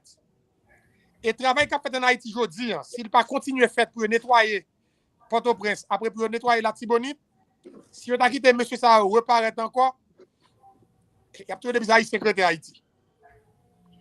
So c'est continuer pour éliminer eux, so we can see the light at the end of the tunnel. So, yeah. Bon. Don, mon cher, merci en pile pour belle râle so faire là. C'est Bibine qui dit me faire aller avec June. Bibine qui dit bon, so depuis Bibine parler d'acet. Et bon, merci en pile parce que nous content qu'on ba nous ti lumière de ça qui passe en Haïti, et tout que qu'on font ti râler tout de ça qui passe aux États-Unis. Nous souhaité que d'ici lundi prochain là nous reprenons que nous reparler de ça encore que bon amélioration qui fait dans les deux côtés parce que mon cher, moi souhaite ça en pile. Parce que nous souhaitons bagay améliorer en pile États-Unis parce que depuis qu'ils ont amélioré les États-Unis, ils ont amélioré tout en Haïti économiquement, financially, et tout que sauté c'est what's going to happen in Haiti by February 7th. C'est the big question. That's $1 million question. So, even me, moi pas qu'à dire absolument rien. As an attorney, je croise finger moi, ma prétend what's going to happen. But best believe, I'll be alive and breathing on February 8th. Wow, bon bagay. Dernière question là, comme on qui pose une question là qui m'a dit est-ce que si Haïti a joué football là, un match Atlanta, est-ce qu'il y a pas Atlanta, est-ce qu'on va venir, est-ce qu'on planifie ça? Ask that to Bibi. So we'll see. We'll see. Don't think we'll venir, hein? Ooh, Bibi. We'll see. Don, you and I not parlé, t'as dit? You hear that? You hear that? Après ça, pour venir avec you, pas un problème. D'accord. Bon, merci beaucoup, Jean-Giro. Je suis content de parler avec nous. Et make sure you stay safe, Gowan. I will. Merci pour préparer ça. By the grace of God. Yes. D'accord. Merci beaucoup. Yes. Okay. You have a good night, guys. All right. You take care. Bye. Meli Melo Sport. Football. Soccer. Basketball. Tennis. Toutes les actualités sportives à Meli Melo Show.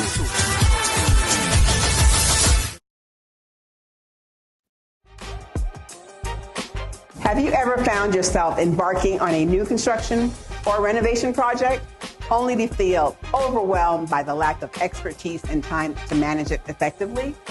The solution you've been seeking is right here.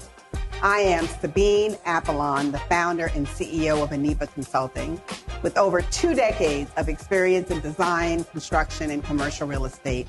I'm your dedicated partner in success. I'll assist you in identifying and navigating the intricate details of your project, dealing with local jurisdictions, coordinating with general contractors and subcontractors, even managing schedules and budgets. It all can become daunting and time-consuming. At Aniba Consulting, we specialize in making projects, small or complex, manageable and stress-free. We act as your advocates throughout the entire process, safeguarding both your financial and personal interests.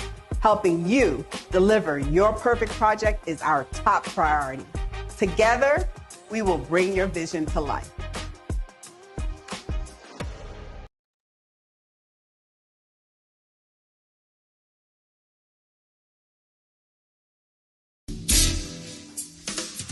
Fan de la musique haïtienne, sit back and relax. Meli Melo Show a informé de tout ça qu'a fait dans HMI là. Music, analyse, actualité, promotion, interview, spotlight, collaboration, live performance, fan Q&A, history, mainstream. Get all that on Meli Melo Atlanta Show.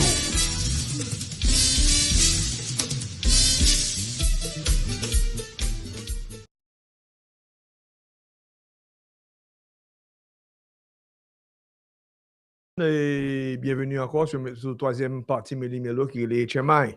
HMI là, et bon, je dis là, on va discuter de ça pour le fait. Et pas de grand pile bail qui était fait week-end passé, surtout dans Atlanta.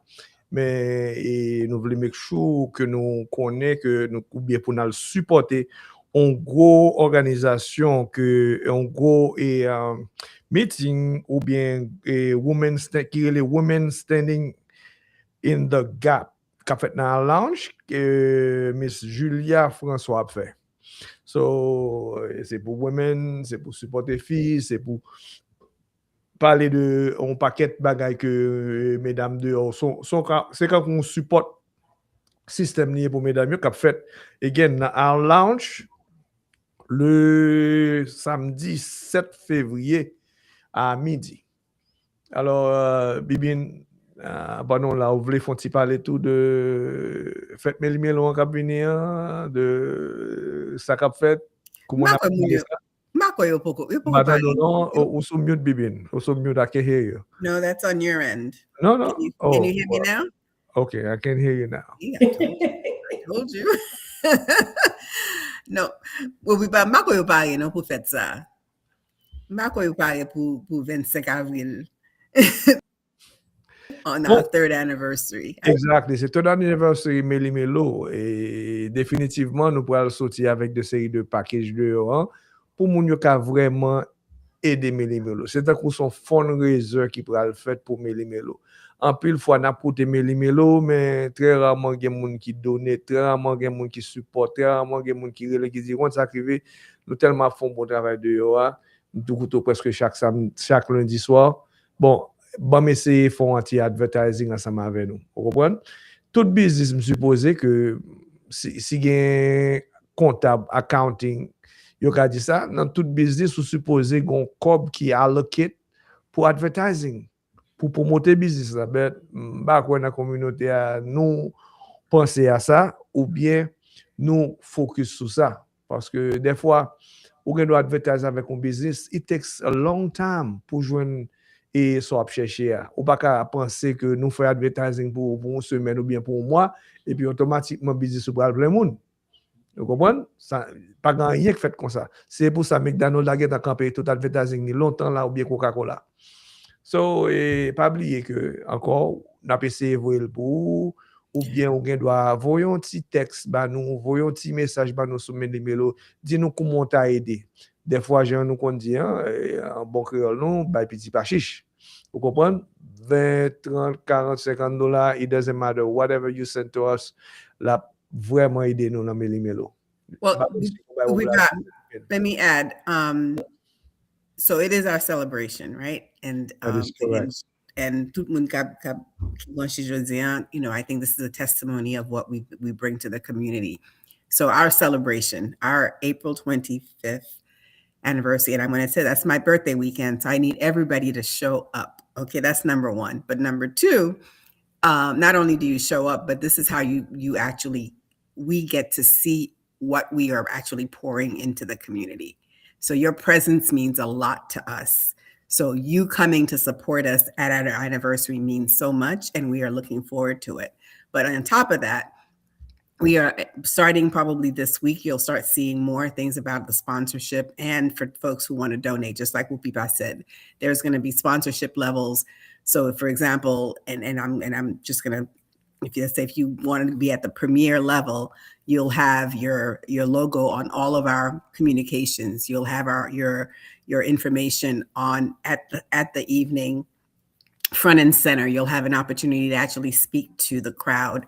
And so there's the top level, there's actually 4 different levels for sponsorship. And this is where the businesses, the restaurants, the barbershops, the grocery stores, this is your chance to shine, because it's going to be blasted everywhere.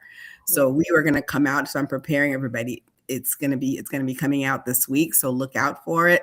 And again, just like Rupipa said, même si c'est $30 ou même si c'est $50, you have every penny counts, because this is what keeps us on the live. We have to pay for the studio time. We have to pay for certain things. I'm coming, I have to make sure all my outfits are ready, every Monday. All of that. Especially, we go out on the weekends and support everybody, all, up and down. It doesn't matter who it is. We are one of us, or all 3 of us, or all the entire team is there supporting.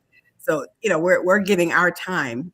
None of us get paid for this, right? We are here because we want to do it. We want to help the community. And, and I'm going to say, I'm going to put Constance on blast, but she gave us such a warm welcome and a warm testimony of what it is, what Meli Melo means to her. And Constance, we are so thankful for you. And this is what we want to hear. That's what gives me power. There are days that I'm like, I'm really tired. I really can't even think about Meli Melo right now. But these kinds of stories makes me want to do more. So absolutely. It absolutely does. And so just as much as we give to you, you guys give to us. Yeah. So come on the 25th of April, come celebrate with us, come, joy with us, have a toast. This is it's a big 3 years is a big deal. Right? Big deal. 3 years is a big deal. And I have to say, being the newest member of the team, like kudos to an amazing team. You guys have done so well for the past, 3 years. We're about to celebrate, but really you guys have done the work in educating the community, pouring into the community. Like, so right now, April 25th, that's the time now for the community to come out full. Venir en full. Mes amis, Mario, Madame, Petitu, your family members, come and just celebrate just us as a people. But this proves that Haitian, we can unite. We can unite. So I'm very excited. As the newest team member, I am very proud of the accomplishments you guys have already done. And I look forward to just being a part of a movement, because this is what it is. It's a movement. Definitely. Et moi-même, pendant qu'on a parlé de ça là, et il y a un guest qui était dans Meli Melo et qui est juste Florida, bien entendu, qui est juste Florida, qui paraît dans Meli Melo 2 fois seulement, qui bat nos conseils qui parlait de immigration, qui bat nos conseils de tout ça qui a passé, de toute option que nous gagnons as far as legal advice. Avocat ça, nous juste parler de this is what we are thinking of doing. This is what, not for fundraiser. Sans réfléchir. Avocat Winnie Jean-Pierre just dit, I pledge this amount, qui est un very good amount, que même nous-mêmes, dans Meli Melo, nous saisi, nous just wow. I mean, gardons moun qui pas même dans state nous, non? Et qui parle dans Meli Melo 2 fois, qui pledge a certain amount. So, m'ta souhaité que pile moun suive footstep et attendez Winnie Jean-Pierre là, parce que vraiment vrai, j'ai dit en pile mais chay pas loup, mais nous connaît que nous pas mandé pour matcher ça le bail là, which at some point you guys probably will know, but nous demander pour aider parce que ou chita la caillou ou apprenti hito bien relax et puis regarder moi même n'a fait du alarme sorti là pour comprendre. So en tout cas moi toujours dit que ça t'a vraiment un plaisir que côté qu'on a dit tel aider Meli Melo, tel t'es là pour Meli Melo. Vous comprenez?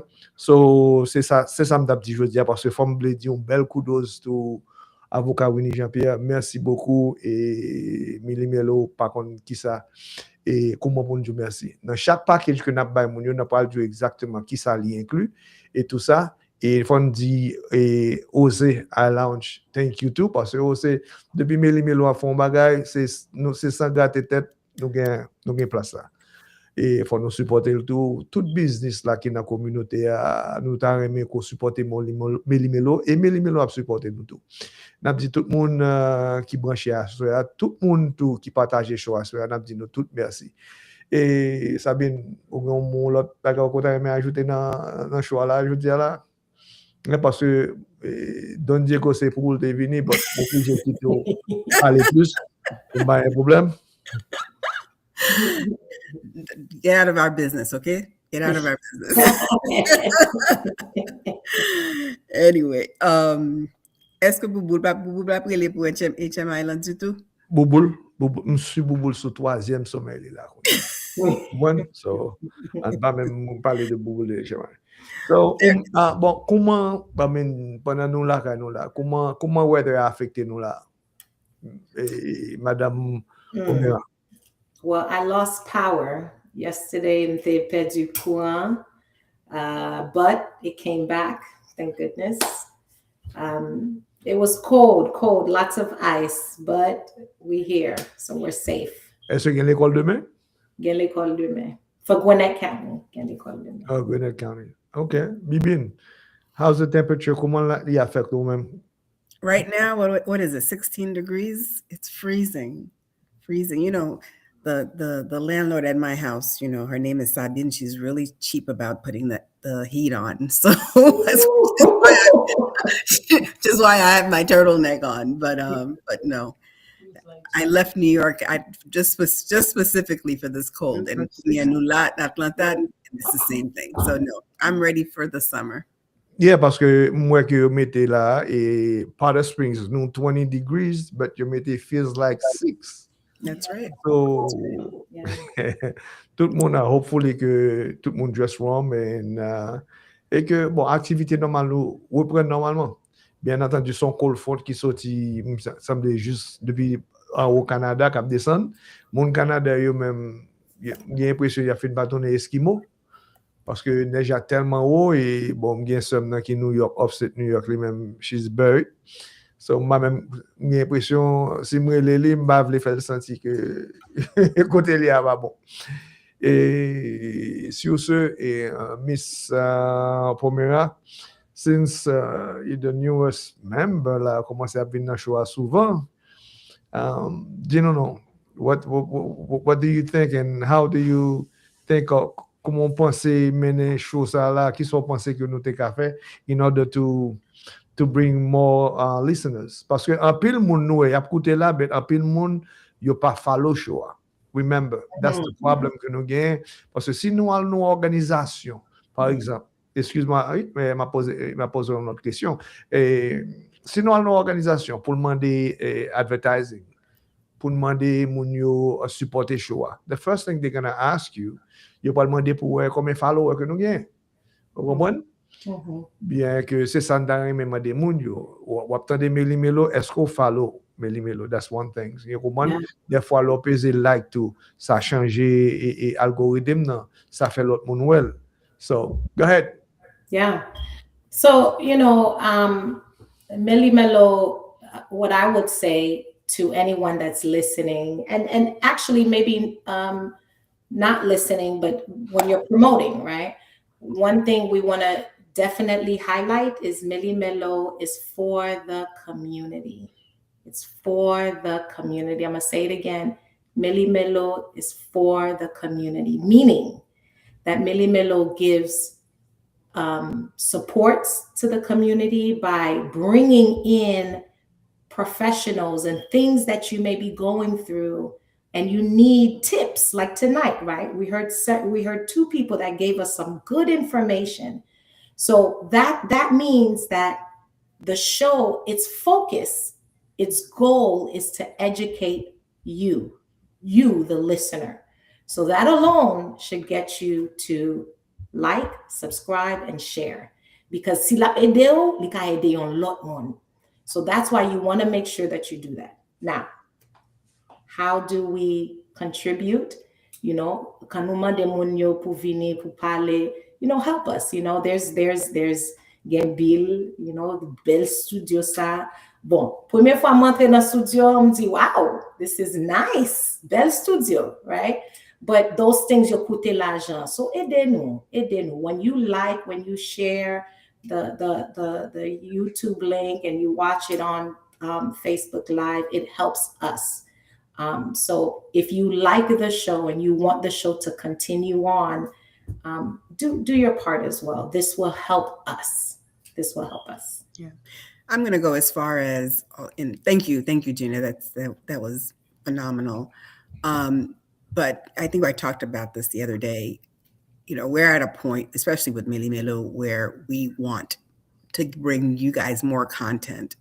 And especially with this FIFA year, with this World Cup year, our goal is to give you as much exposure and as much access as possible, right? Don Diego Feg Sodziku Munaitsi, they won't be able to come here. So we're going to be their eyes, we're going to be their ears, we're going to be their mouth. So for us as Meli Melo to have access, we're trying to get media access to the team, to the games, and bring that over to you, whether we're live, whether in interviews, watch parties, all of these things that we're trying to do in preparation of that. Well, I think there was someone on the chat that said about the YouTube channel wasn't giving the good signal. Well, those are all things, again, your support will help us get there, right? Following us on YouTube will help us get there, because then you get to a different level. Once you get over 1,000 viewers on YouTube, you're at a different level. So all of these things, again, as small as you might think, is just because you're liking the page. That means so much if you're able to get 10 other people to do it. Right? Great. Jean, bon, l'autre monde qui m'a dit sous texte là, et comment il t'a envoyé Zelle. Meli Melo, c'est in one word. Meli Melo show @gmail.com. Again, Meli Melo show, all one word. Meli Melo show, pas oublier ATL là non, Meli Melo show @gmail.com. Je voulais dire nous merci en avance. Définitivement que nous connaissons que gain 2-3 moun vraiment vrai sur cap pousser qui dit you know what, I've been listening to these guys and you fait choix chaque lundi, you fait professionnel as possible. Nous gain directeur station la CS, c'est lui qui fait nous paraître belle. C'est lui qui vient avec studio ça là, on a souhaité que des fois que nous avons une réunion dans le studio. Oui, on vient dans le studio pour nous voir qui qualité studio gain là, c'est une plus belle studio pour me dire plus belle studio haïtien. Gain dans Atlanta. Sauf mais li gon radio qui est les radio gracefm.com. On va venir toute bagarre là sur remettre la prière, remettre bagarre ou petit chansonnette française, l'église, etc. Ou télévision, ou à venir sur télévision, radio, radio et grâce, exactement, radio télégrâce. C'est toute façon ça pour supporter monde. Parce que c'est un bagage vraiment vrai que moi-même avec CEO nous font parler parce que des fois, faut faire un programme de conscientisation. Puis le monde va habitué faire ça. On va supporter monde.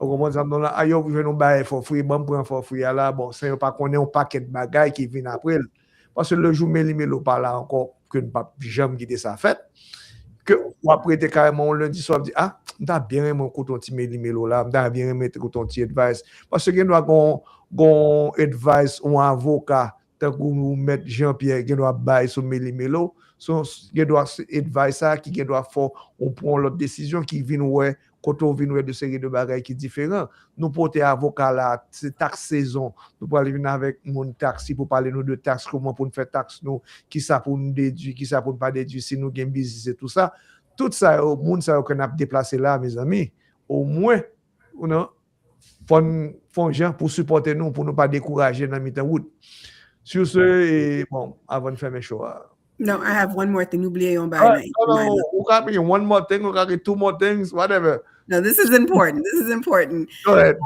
So February 28th at iLounge, they are celebrating their 6th year anniversary with Gabel, their album release. It's a black and white affair. And I, being one of the very first people walking into iLounge 6 years ago, I'm going to be there front and center and supporting this. But the tickets are $50 in advance. And in addition, the first 50 people who buy on Eventbrite, the price goes to $40, which means go get your tickets fast. But again, February 28th, Gabel album release, Black and White Affair at iLounge. And let's go support Ose. He supports us 100%. Let's support him. Pas de l'autre bagage encore avec Zapot, Sabine? No. Zapot, February 8th, I think. February 8th at Ole. So. Bon, ok. Et jazz local là, moi me une affiche locale t'as vu tout. We looked. Oh, now see, I don't have that on hand. Yes, but yes. Mais pas oublier tout. Ole a gagné et on bagage qui relait Hangover Gouillade, c'est un paquet de DJ qui mettent ensemble. Cap fait les DJ Final, DJ Beau, DJ Laser, Mad Max et puis DJ Choco. OK, qu'a fait admission en $15 et on a invité tout le monde pour y aller supporter dans Ole Lounge et January 31st, c'est ça. I had one thing just to share too. So for our listeners, we are on Instagram as well. Instagram. So you'll get Instagram.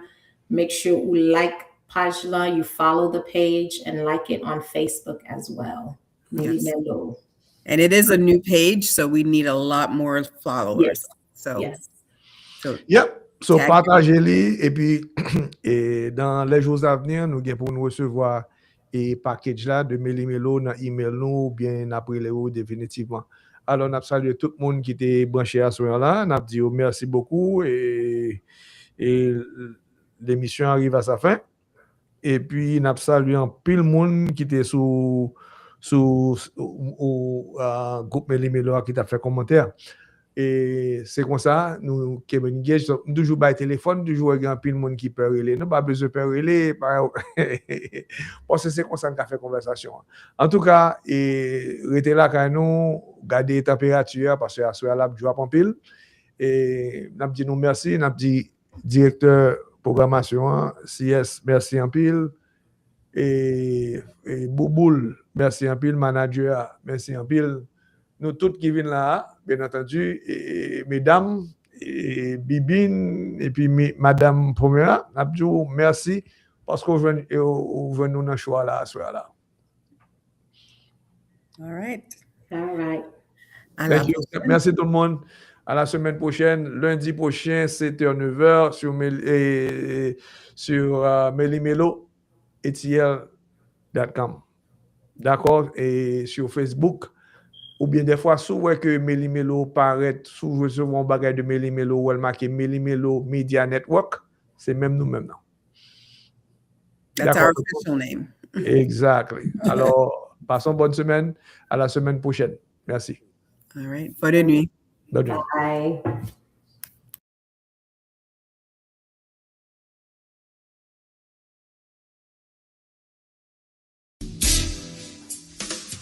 Fan de la musique haïtienne, sit back and relax. Meli Melo Show a informé de tout ça qu'a fait dans Etchemaï là. Music, analyse, actualité, promotion, interview, spotlight, collaboration, live performance, fan Q&A, history, mainstream. Get all that on Meli Melo Atlanta Show.